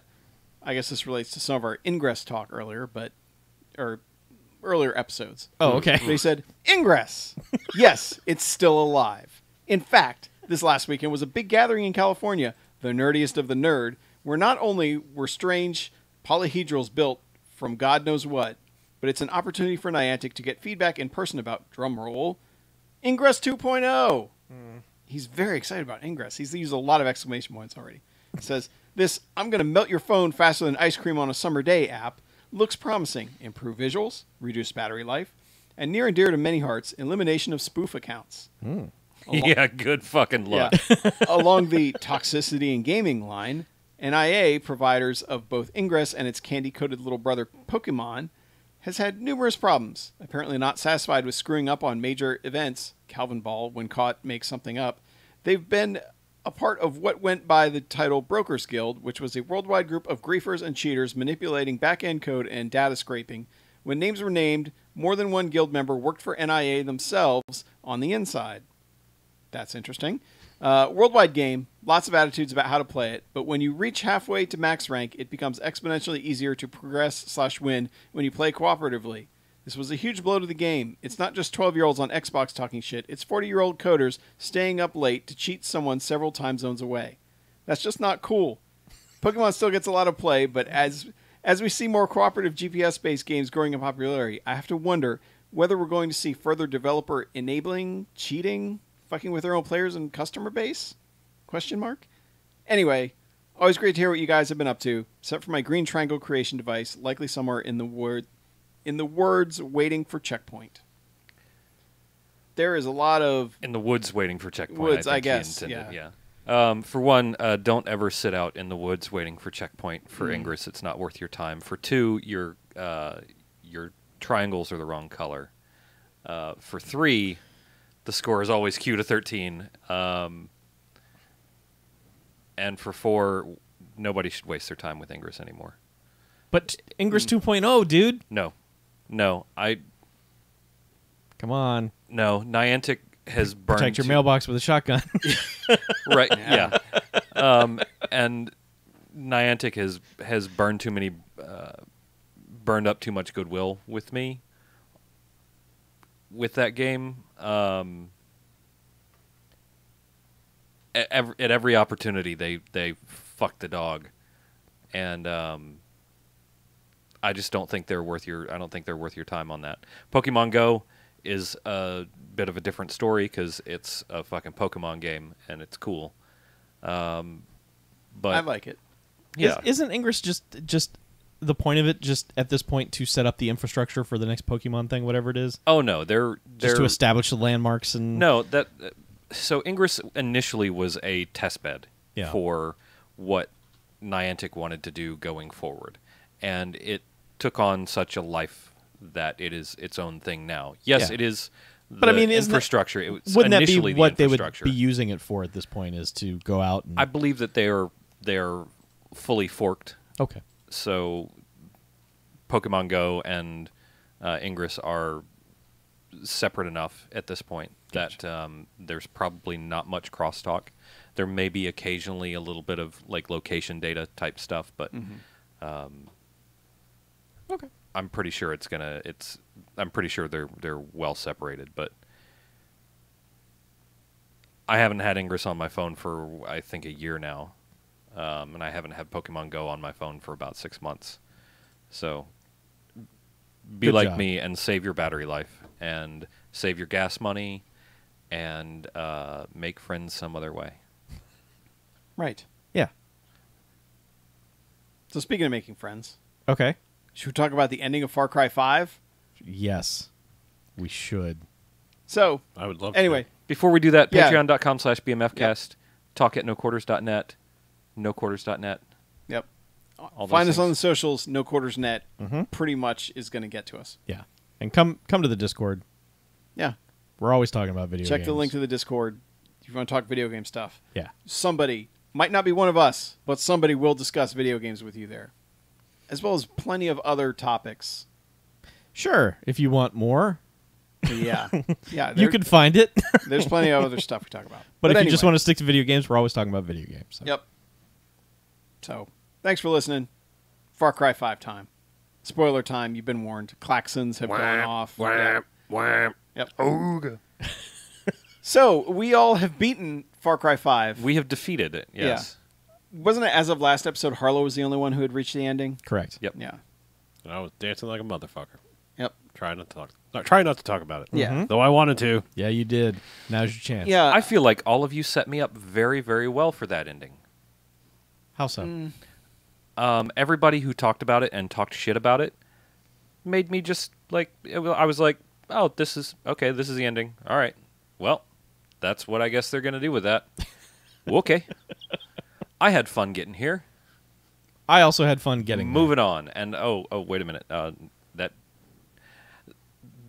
the weird, annoying thing is that immediately after you finish that ending, everything goes back to normal, and you just have the rest of the open world. Yeah, aside from your menu screen being nuked. Right. Yeah, I was going to say, like, we might as well, we were being spoilery. Let's just discuss the various endings that you can get. Mm-hmm. The first is the idle, away one. Yeah, for the walk beginning. away in the beginning Yeah, one. the walk away, like, don't ever put the handcuffs on Joseph Seed, and basically he wins and nobody dies that we Yep. know of. Mhm. I mean, Yeah. other than the people that have died.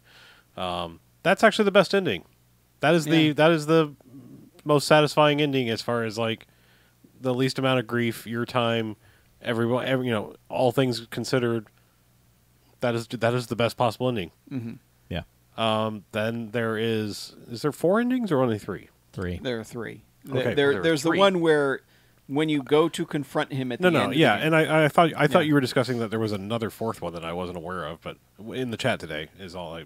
The only reason I said. no. So then the very final confrontation with Joseph, there's basically a kill or let him go option. Mhm.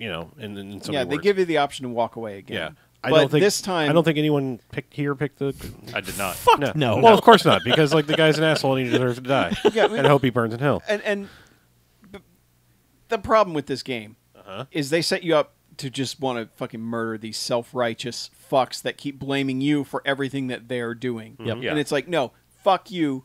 you die now. You made the prophecy come true. You made up the fucking prophecy. Yeah. Yeah. As we were going along, So- you shithead. Let's talk about that one, and then we'll talk about the ending we all actually did. So the let him go ending, you basically like you've murdered all of his like heads of whatever Siblings. his siblings Yeah. or whatever, some actual siblings, and then you're kind of walking away. Well, what happens is Bliss, being the magic drug Right. that somehow he has control over, Yeah. drugs up basically all of your help, Yeah, all of your buddies All throughout your the friends, game yeah. that you can call in, except for Cheeseburger and all your other pets And Boomer. Peaches and Boomer, yeah. But all the people, they're drugged up and holding the three people you've saved over the course of the game. Yeah, the At 3 people you gunpoint. lost in the helicopter crash, basically. Yeah. Like the sheriff and the And the other deputy, Yeah. the other two deputies, Yes. basically. Yeah. So they're being held at gunpoint, and he's basically like, yeah, if I'll let you guys walk away if you just leave. So you walk away, but all of your buddies stay drugged up and stay with Joseph. Mhm. And you get in the car, and basically the female deputy, I don't even remember her name anymore, but she's like, Sheriff, what the fuck? Like, why are we doing this? Yeah. What the fuck are we doing? And he's like, we're gonna go get the National Guard, we're gonna get the Marine Corps, we're gonna get the goddamn Army and the Air Force, and we're just gonna come back and take this place. Mhm. And he turns on the radio, and it starts playing the song only you. Only You. Yeah. The one that puts you in a trance and makes you murder everything. right. And as the screen starts going red, he says, hey man, is something wrong? And then it starts credits. Yep. I actually kind of like that ending. That's fucked up, but I like it. I mean, Because of how they set it up early that you are They do. taken by the bliss. Yeah, and if you ever try to go to that house, Yeah, you hit the if you get close, you start hearing the music, and then you wake up like outside the Yeah. grounds, nearby. But yeah, I will say like it was even stranger for me because I apparently did the territories out of order. So I did the one with the where only you featured. I did that 1st, so it was way early for me. Okay. Yeah. You know, saying, See, I like- did that one last. Yeah, that's what I'm saying. I feel like that ending is predicated on you doing that last because it was like for a second I was like, what? And I was like, oh yeah, that whole thing from like 20, 30 hours ago. right. I kind of almost forgot about that Yeah. because I've had so much bullshit since then. Yeah. But yes, I suppose in the scale of like no matter what you do, he's going to win. That ending is interesting at least because the I would have much preferred that. sure, ending. but I'm saying like that ending is at least interesting in the like this is all futile gesture that you're doing. That no matter what you do, he's going to win. It goes along with their dumb narrative. Right. It doesn't Right. go along with your narrative, Right. the one that you want or the one that you think you deserve, but it goes along with the game's dumb narrative of everything this guy says comes true somehow, Right. They're So I will say I will at least give that might be the most interesting ending. sure. yeah, However, the ending I'm sure most people picked because all they do is make you want to murder this guy really hard Yeah. is the dumbest fucking ending I think I've ever seen of a big budget video game ever. Yeah. it's one of the bigger "fuck you" endings. Well, that too because like, I mean, let's just say it's the nuke ending. Yeah. Like I guess when you go back and you think about it after you've seen the ending, they were dropping hints about taking over nuclear silos and bullshit like this, or that their followers extend beyond this little cult. That's not what it was though. No. But I'm just saying, like, but like, it was just in your area, there were, right? there Yeah. were- But I'm saying, like, there were little clues dropped, like little tiny things about that this might come and happen. Sure. However, this comes as like the opposite of a Deus Ex Machina. I mean, seriously, it's just like, what the fuck? Yeah. Like It's a Beelzebub X yeah, Machina. I mean, it's just like, what the fuck? Why is there a nuke going off? How the fuck Yeah. did this guy get control of nukes and convince some fuckers to actually set them off? Like, it makes no sense. Like, it's just, But that's not what happened either. huh? That's not what happened. No, it's just coincidental. The Russia launched nukes at us. Oh, is that what it is? Yeah. Okay, so I must. What? It was either Russia or North Korea. One of the two. The official explanation for the ending is that either it's I forget which one it is. It's either Russia or North Where Korea. did that come from? Here's the thing. They say that you hear it talked about in the game, which is, in my case, a goddamn lie. Never they're like, you can hear it on the radio in cars and stuff like that. Never came up in my game once, except After the ending, when I went back in to clear up stuff, then I heard it all the time. Like they had taken out, like they had already attacked one country, and it was a report on the radio that a country had been nuked already, and that we were probably going to end up in nuclear war. And there were characters in the game talking about it, like one of the gas stations or something. So it was in there, but it just wasn't in the game at any point where I was for that to have made sense. In the narrative. Right. It never shows Never up. heard any of that. And the thing is, that doesn't even make sense because if they're going to nuke something, they're not going to nuke middle fucking of Montana. butt-fuck Montana. Yeah, just the middle of the country. Middle out is Yeah. compression. Well, I don't know, nuclear man. war. you want to start with the the preppers and shit first. That's who you want to take out because Exactly, 'cause they're the most prepared. Military's just a bunch of pansy ass people. They don't even know what they're doing. Yeah. Preppers. That's your real. Yeah. No, I don't Yes. Yeah, but I mean, when the final sequence started, of course, like where you basically resist Joseph, and you are basically stuck. You get blissed, and you have to shoot him while you have to basically shoot all your friends, and then revive them. Yes. At first, I thought I had to kill all my friends. I was like, well, fuck this. I thought that's what everyone was pissed off about. I'm like, well, fuck this. But then I realized, no, you shoot them, you down them, and then you revive them, and that's how you continue the section. While you're shooting a man with no shirt on, gunning him down with high-powered weaponry, yet none of that kills him. It just kind of knocks him down, I guess, by the time that you actually come to arrest him. And that's when the nuke goes off, and he declares the prophecies come true. Yeah, he's just like, And- see, I told you. And everyone freaks out. And it gets worse than that. Predictably. Because, I mean, yeah, you the- jump in a the car way- and you try to outrun the fucking nuke. Yeah, I will give them credit. The way they frame that scene is really good. Oh, absolutely. Yeah. Like I was like, okay, cool. I like where this might be going. Like, if there's more game after this, that's going to be all right. This is something interesting. Yeah. And you're basically just, it's all like, you're just driving the car away, trying to get to basically a The bomb bunker, shelter of some kind. Yep. And you I think crash. you're trying to drive to get to what's his face's place, right? Isn't that what Dutch. You're, yeah, Dutch, Dutch. yeah, You're Yeah, trying to get, yeah. You go back to the first, like, The prepper- first island. Yeah. Yeah. Yeah. And you end up crashing your car. You don't see, I know you look over and you see that the sheriff is dead because he's gone through the windshield. And, yeah, but I mean, everything's burning. Like, it's like nuclear fire. So you're irradiated. You're fucking done anyway. But yeah, you finally wake up in Dutch's bunker. You see Dutch's dead body on the floor. And of course, and you're chained to a chair. And of course, Joseph is there preaching you about how you took away his family, but you're his family now. So you get to live so that you can live with him down in the bunker. Yeah. And then it just kind of fades out on that. So once again, they let that piece of fuck that you hate so much win. And that's why it's basically just a big fuck you to people who have spent the previous 30, 40 hours wanting to get to this point. Yeah. And I don't quite understand. Like, in a movie, you've invested a couple hours, maybe 3 hours, and even if the ending is like, oh shit, You can You do know- a Silence of the Lambs ending, and that's interesting. yeah. But that works in you that don't- context of that movie. Yeah, but you don't have the investment that someone who No. spent all these hours trying to get to this point has. Right. To then go, nah, fuck you. Because that's basically every ending is fuck you. Because really, my sole motivation going to that game is to fucking murder that guy. And I knew I wouldn't get to because of how pissed off Harlow was about the ending. But I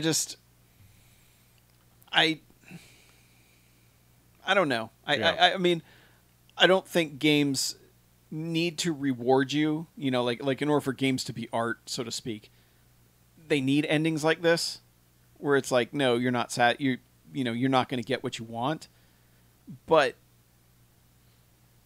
don't expect me to be happy with it, and don't expect me to like it and to recommend it when you do something like that. All right. Since we're talking, free, say whatever. I think the reason it rubbed me so wrong is when this game was announced, we all envisioned what it was going to be in our heads, which was this cathartic, murder all of the dumb people in this country, the religious right, we're going to be murdering alt-right people, and getting like some sort of catharsis for it. Then, more things came out and it was like, well, maybe not exactly that. But, it was still like, there was still this hope of like, maybe there's going to be some sort of catharsis here of like, this will be my video game escape into like maybe this country hasn't gone completely brain dead, and then you play the game and you're like, well, okay, still not really, but I can see tertiarily that some of these people are part of the problem. You know, like people that just believe the Bible verbatim, you know, and things like that have gone so far and like created this militia and all this crazy stuff. I can see this still being a problem. You know, like I still want to eradicate this. So like all of my expectations got tapered down so far, and then at the very end, you cockblock me on shooting the last thing that would have been like, any sort of catharsis for this game. Yeah. And it's like I live in a constant state of pent-up rage. I don't need a fucking video game cockblocking me about killing some goddamn asshole who deserves it 10 times over. Yeah. Fuck you, game. Well, Fuck yeah. you, game, so hard. And it does that with all of them. None of the deaths for any of the main characters are satisfying in any way. Right, because At least like to me. yeah, because it seemed like when you're killing all of them, their last words are always like, "This is exactly what he said you would do. He's right." Bleh. You know, I mean, it's always like they're telling you, "I had to die at your hand. That's why he's gonna rule the world." I understand wanting to be edgy but it's just everything just felt so aimless tonally about this game. It could never settle on anything, and then just to go fucking bleak as hell for the ending, where you've been To playing. basically say everybody but Joseph dies. Yeah, I mean, you've been basically playing like 30 hours of Happy Fun Time Murder Simulator and Stunt Spectacular, and then just be like, yeah, and then a nuke goes off. And it was, so I think Harlow played as a lady also. It's kind of doubly frustrating and frightening and scary that you're locked in this thing with him at the end if you're playing as a lady character, because my mind just went like, Yep. oh, fuck no, this is, And that's how it fades out, and you're just like, It's the prequel to Unbreakable Kimmy Schmidt. yeah, I mean, it's just like this. What on earth? Like, end your games however you want. That's fine. I'm not saying, you know, I'm not going to say, hey, Mass Effect 3, this bitch. Let's change this. I think it was more like unthinkable dummy shit is what this was. Oh man, snap! Yeah, sick burn. But it just goes against everything the game was doing. Let me kill the bad guy, especially in 2018, for fuck's sake, because that's as close as I'm going to get to any kind of release of everything's fucked. This guy's fucked. This guy's wrong. He's absolutely wrong. Let me stab him in the eye. Hard. Yeah. We get to kill the bad guy in Yeah, all I the mean- other Far Cry, right? Yes. Oh, Yeah, and he tells you a story of basically how he had his epiphany was murdering his own baby. Oh, Yeah. yeah. Yep. Yeah, so fuck that guy. That was that a- guy does not deserve to live in any way.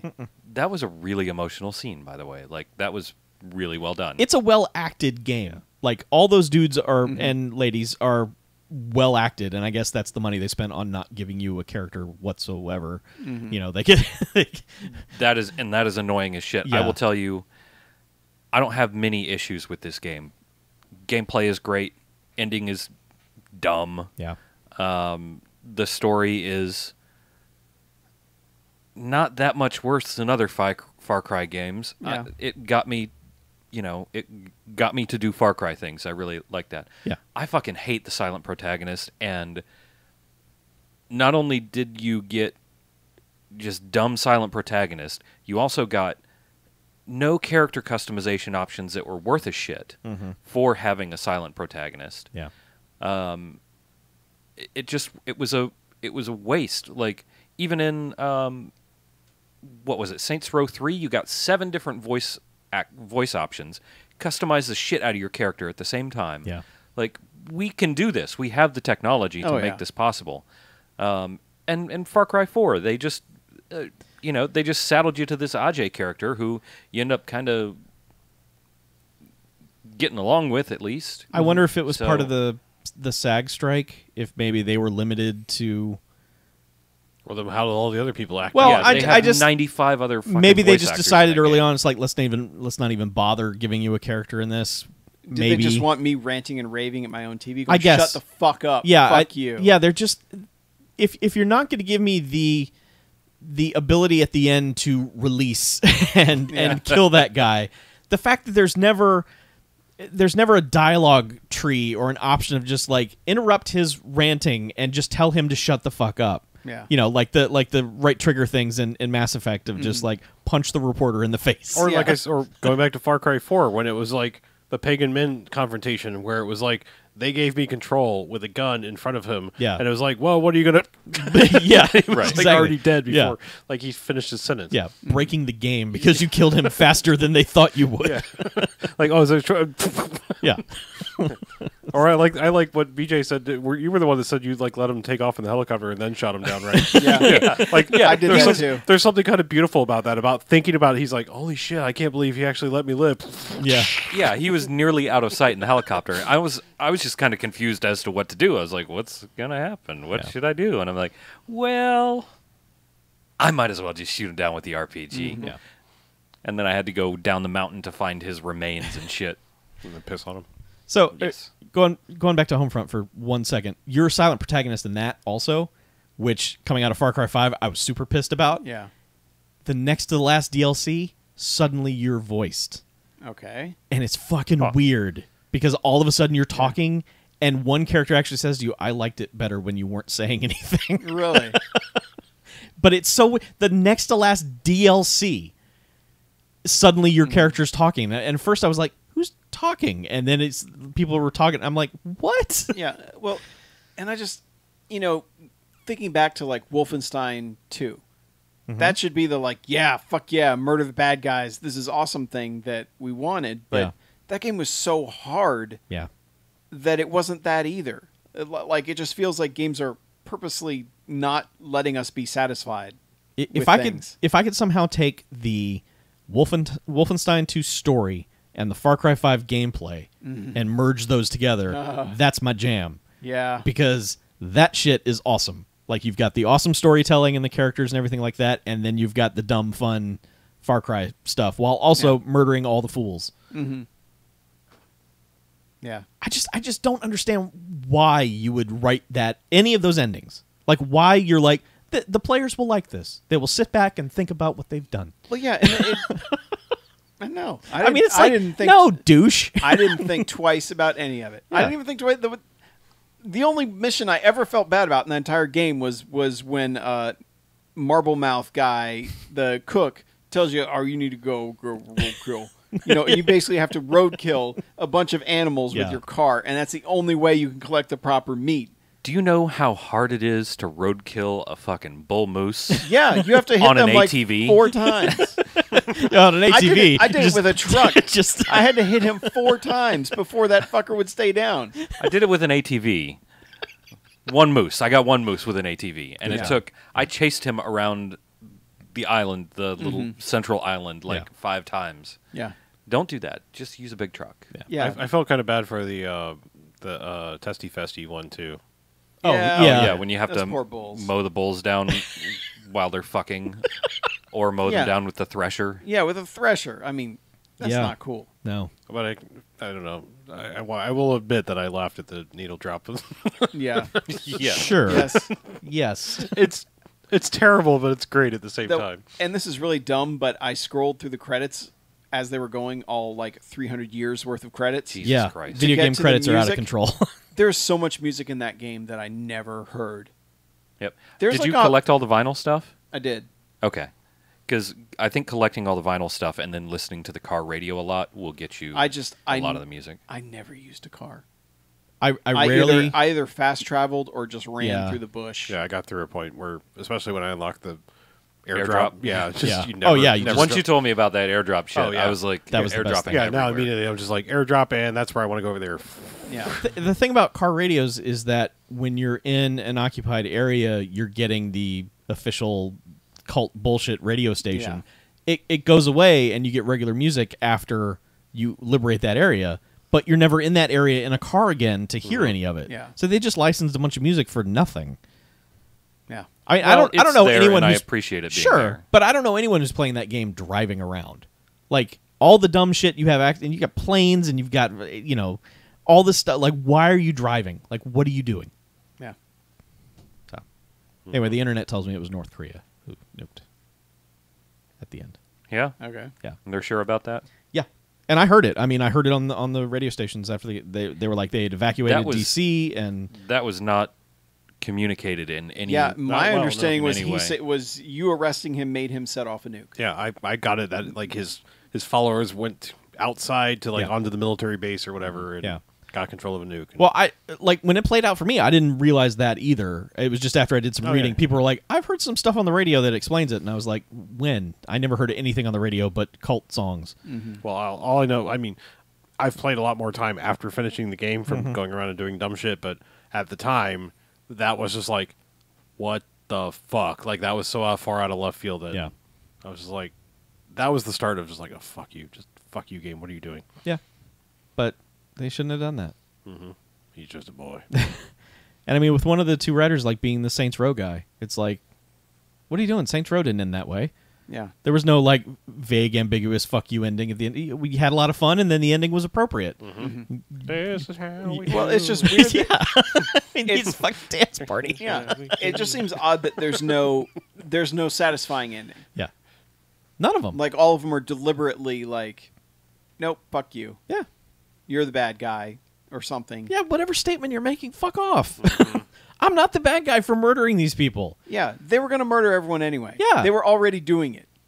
It was a legal warrant. I was executing a legal warrant. Yeah. Yes. The worst thing you did was go in with 2 fucking deputies and a marshal and think that you're going to take out that entire compound. That was the stupidest. At the beginning of that, I was like, "This is a dumb." And premise. the thing is, when you do the walk away ending, that marshal's like, "What are you doing? No, we're arresting this guy." And the sheriff basically telling me, like, if we do that, we're dead. We don't make it out of this room alive, you idiot. yeah, And he's like, I'm going to arrest you guys then. I'm arresting you. You know, and it's like, you can do that, Marshall. You're a... why didn't they send 60 of you? Yeah, if this that- guy is such a big deal. Yeah, that's the point. Is it's like, these are known to be a heavily armed cult. Yeah, And, they send one marshal and yeah, some, one some marshal rookies. and the local rookie. Yeah. Yeah. It's such a shame because in the middle, all the dumb fun is dumb fun. Yeah. Like some of it gets a little frustrating, but like just the things that it kind of wants you to do, and it has a good sense of humor, although some of it goes a bit too far. But you know, just the guy who was so into America that he was shoving shit up his ass is just some of the best, Yeah. some of the best subtext, flavor text, log entries in a thing. Yeah. Removed a Statue of Liberty statue from this guy's record. Yeah, it's just so weird that the main story itself feels so disconnected from everything else you're doing in that game. Yeah. I mean, the whole like the whole subplot of like you doing the stuff for the Blood Dragon movie that some jackass is shooting in the hills out there, and Yeah. Yeah. and that's just one mission. Yeah. Or 2 missions at maximum. it's just weird random shit. It's just like, we got to shoot in this cave, but there are a bunch of blissed out zombies in there. Could you go clear them out? And- Well, yeah, and like doing the Clutch Nixon missions Yeah. and having the Clutch Nixon's theme song, yes. yes. which is the best fucking theme song on Forever earth. for that to get out of my head. Yeah. Yeah. Is it Legend in Heaven, Legend in Hell? Is that how that Something. went? Yeah. Yeah. I love the Clutch Nixon things, and I wish they were. Don't kill me. I wish they were harder. There's one I wish I was just- not. A lot of them I beat first time, Yeah. but except for the plain ones. Yeah, flying through the rings. Fuck off. One of the wingsuit ones I had to do 4 times, and that was the most I had to do any of them. Yeah, I think it was one of the wingsuit ones. I realized that, like, where if you ran straight forward, it was not a good takeoff point. You wanted to go slightly to the left because, like, if you jumped off straight, it was like there was a ledge, like just enough time that you would eject your wingsuit out and just splat onto the ground. Yeah. And it was like if you went slightly left, it was like, oh, good, great Yeah. big canyon that I can actually dive into. I think I had one I Big got Canyon. something about the game got stuck. It was like you're supposed to kind of go off in your own dimension and do these stunt runs or whatever, but like one kept me in the active world. Yep. So there were like gunboats shooting at me. Yep. And I I was had like, that a few times. I can't. How am I supposed to get? You're shooting at me, and I'm in a tin can plane. It has guns. I guess, yeah, it did. Yeah. But it never was like, and then Clutch Nixon shot all the drug runners. Well, that was implied. I guess Because so. it's Clutch fucking Nixon. Yeah. That's true. That's a good point. Clutch Nixon entered a state of bliss. Yeah. Yeah. Yeah. Yeah, I the just- narrator is It just badass, feels too. weird recommending the game and playing so much of the game and enjoying so much of the game and just absolutely despising basically everything that the story Yeah. puts out. Which we thought going in was going to be the strongest thing about that was like the narrative is Yeah. going to be, oh man, this, you know. Oh, cool! They're doing it in America. Yeah. Now we get to. Yeah, time for you Yeah. fucks to die, but Nope. then it's just Fucking American snowflakes can't handle the bad guy dying. Yeah, I love the dissonance of like yeah.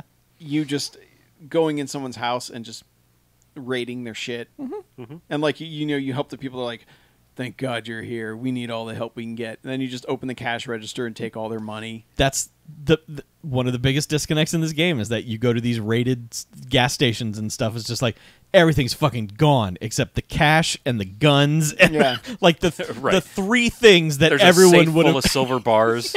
It's like the three Yeah. things everyone would have stolen first, but no, like the chip aisle is empty. There's no potato chips, but there's $1,000 in the cash register. I didn't see any and Twinkies. 8 machine guns. There's no Twinkies. Yeah, I just remember there was one where it was like, man, we don't have much, but we're getting by. And then I just went behind that guy and picked the lock to his safe and took all the money in there. Right. I was like, well, you're Well, getting by with a little less, Yeah, friend. thanks a lot. Also, I'm gonna need all of your magazines. Yeah. Yeah, And Your clips. Yes, those two. Yep. It's such a weird game. I still enjoy it. I still have plenty of other bullshit to do. Yeah. Apparently, I never used a rock to distract a guy once. Oh, I went through the entire game never distracting anyone with a rock. Did you do any stealth, or did you just do stealth? My that well? stealth was shooting the man in the head from far enough away that Fair. he never saw who shot him in the head from far away. that's Fair pretty enough. good stealth. That is But- also how I did stealth. But for that the most game's part. also fucked in that even if no one's nearby and you have a silencer, everyone immediately knows where you are and they come running from every corner of the base, Yep. no matter what, even if nobody saw him die. Yeah. That part I don't like. I feel like Far Cry 4 did a lot better job of that, where it was like, okay, this guy's on the roof, nobody can see him, boom, he's dead, okay, Yeah. I can keep sniping. I mean, in Yeah. most cases, it was because something he had fell down and they heard it. I mean, But they all They come running come to your you. I know. direction. I know they still yeah, come to they you. all know immediately where I know. it came I know. from. If I'm just saying, it makes sense. You can still get kills where they're undetected, but Mm-hmm. it just seems like their meters are up a little bit higher that they can hear Yeah. and see better. I don't know. Yeah, it's a little bit annoying. It's especially highlighted in arcade when you're doing some of those outposts in arcade because you'll have like 30 guys in an outpost and you'll take one shot from 200 meters away up on a cliff and 30 guys will start running your direction. There'll just be a mass of dudes running around. Yeah, the arcade ones, I pretty much gave up and was like, I'm not going to get any of these on stealth. It's too many dudes in too close of quarters. It's just not going to happen. Yeah. You just go in loud. I got through a few of them. Yeah, I did a couple that were like more spread out, more well designed, but Yeah. some of them it's just too many dudes in too close of quarters. I did the what did they call it? Arcade Hero, where you go in and play new maps. Oh my god! Yeah. Yeah, some of them were terrible. So there's some people that have no sense of design. Yeah. Yep. Oh, It's like- I will say, I took out Joseph with the shovel launcher. Okay. Good for you. Okay. Yep. I'm proud of you. Way to go. That had to feel satisfying. Yeah, it did until I was like, oh, yeah, and he's alive, and we're just arresting him now. Then they shoveled all that shit. Yep. Yeah. No. So yeah, Far Cry 5. Good game. Bad story. Yeah. Very much so. Yeah. So anyway, Yeah. there you go. Clacks off. Yep. Yeah. Yeah. Now you can start listening again, people. Yes. Nah. Anyway, you know all the stuff. We already covered it. Mm-hmm. So let's get out of here. All right. I'm Mackie. I'm BJ. I'm Chuck. And I'm Harlow. And this is No Quarters Out. Oh, This happened during the show. I want you to witness that.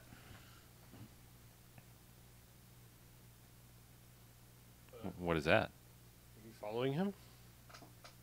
I do follow him because Oh. he's a different person than me. It's not me. What's going on there? Let's Nas start- darkly tweeted. He liked one of my tweets Oh, really? during the show. Oh, yeah. You You totally logging could have into- done that 18 minutes ago. I- I wasn't I was- paying attention. Look at you logging into your alts. I've been sitting here on this Forbes article about Far Cry 5 forever. Oh no, you're all going to follow Nos Darkly. Oh shit! Pokemon Quest is available now on Switch for free. What is it? It's one of the new Pokemon game. But what is it? It's a Pokemon game. It's squares. Don't get that one. It doesn't look very good. Wait for the good one. Yeah, But but it's it's a free. new Pokemon. It is game. free. It's free. Get on it. Switch. Fine. Try it. I'm sure the servers aren't getting fucking pounded right now. Oh yeah. Fucking pound Nintendo it. doesn't have any servers, so it's just magic. Oh, right. Nintendo magic. Nintendo. Nintendo. Darkly. Would you stop? What are you doing? You know he has notifications for Nas Darkly turned off on that phone.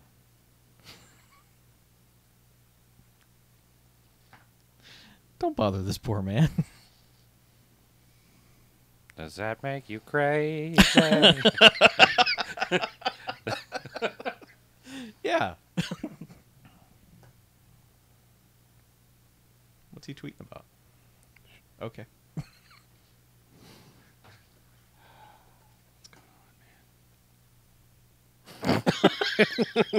What are you giving me side eye for? What? Checking his profile, seeing who he's following and Yeah? stuff. Yeah. Who's he follow? You? One person, Chuck Dowling. He follows Chuck. That's it. No. Doesn't follow the rest of us. I was looking like common followers and stuff. I was trying to do a little research here. He doesn't tweet very much. No, because you're a busy man, Chuck. You're too busy being. This thirsty is why on you. Maine. This is why you won't let me in your house.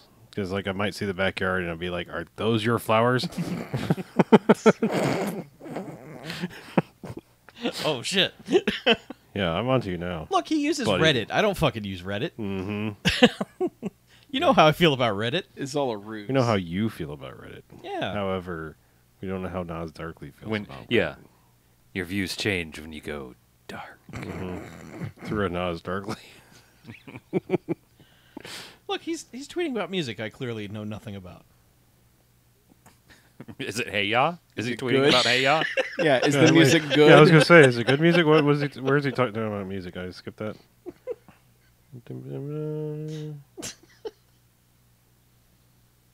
Middle kids? Is that what? You said? Sure. Right. Yeah.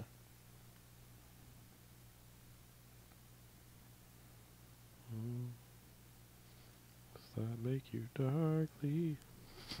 Does that not you darkly? Whatever. It's not me. It's not me. Uh huh. I am not that man. Who do you think you are?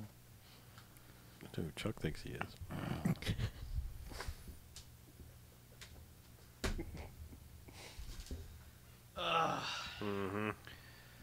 All right, we made it through that. It's what 10:30. Yeah. We did really good. Time to party. Yes. Yeah, Andrew WK. Airplay that shit. Party. I still unironically love Andrew WK. Sure. I will. You're Forever. allowed to. Yeah. He has a very positive attitude He does. that I appreciate. That's the other thing is like whenever I see him not doing singing things on things, it's like the guy's great too. It's just like, how much cocaine is there, my man? Judging from those nosebleeds, a lot. You got a point. I wonder if the Rage 2 team is happy now that John Goodman is available to maybe come back and be John Goodman Rage in it that up game again. Yeah. Rage it up a little bit more. Yeah. Oh man, we didn't even mention Rage, like a thing that has me excited for video games. Yeah. The prospect of Rage 2 and Borderlands 3 one day, Pokemans. and Pokemon's on Switch someday. This year. November. You can play. Oh, that's right, yeah. You can play a Pokemon game on Switch right now. You Well, can. not Brand new one. Let's go download it. Let's see what it looks like. Let's play. We got an hour. That's gonna be ass. Let's do it. Come on. Like you think that's gonna be downloaded like before y'all need to leave? I'm That's cute. curious to see how fucked the servers are. That's cute. Oh yeah, that's right. Switch. Yeah, Yeah, good luck there. Yeah. I don't know. Good night, It everyone. does download much faster than the Wii U did. Wii. Yeah, but that shop music is better.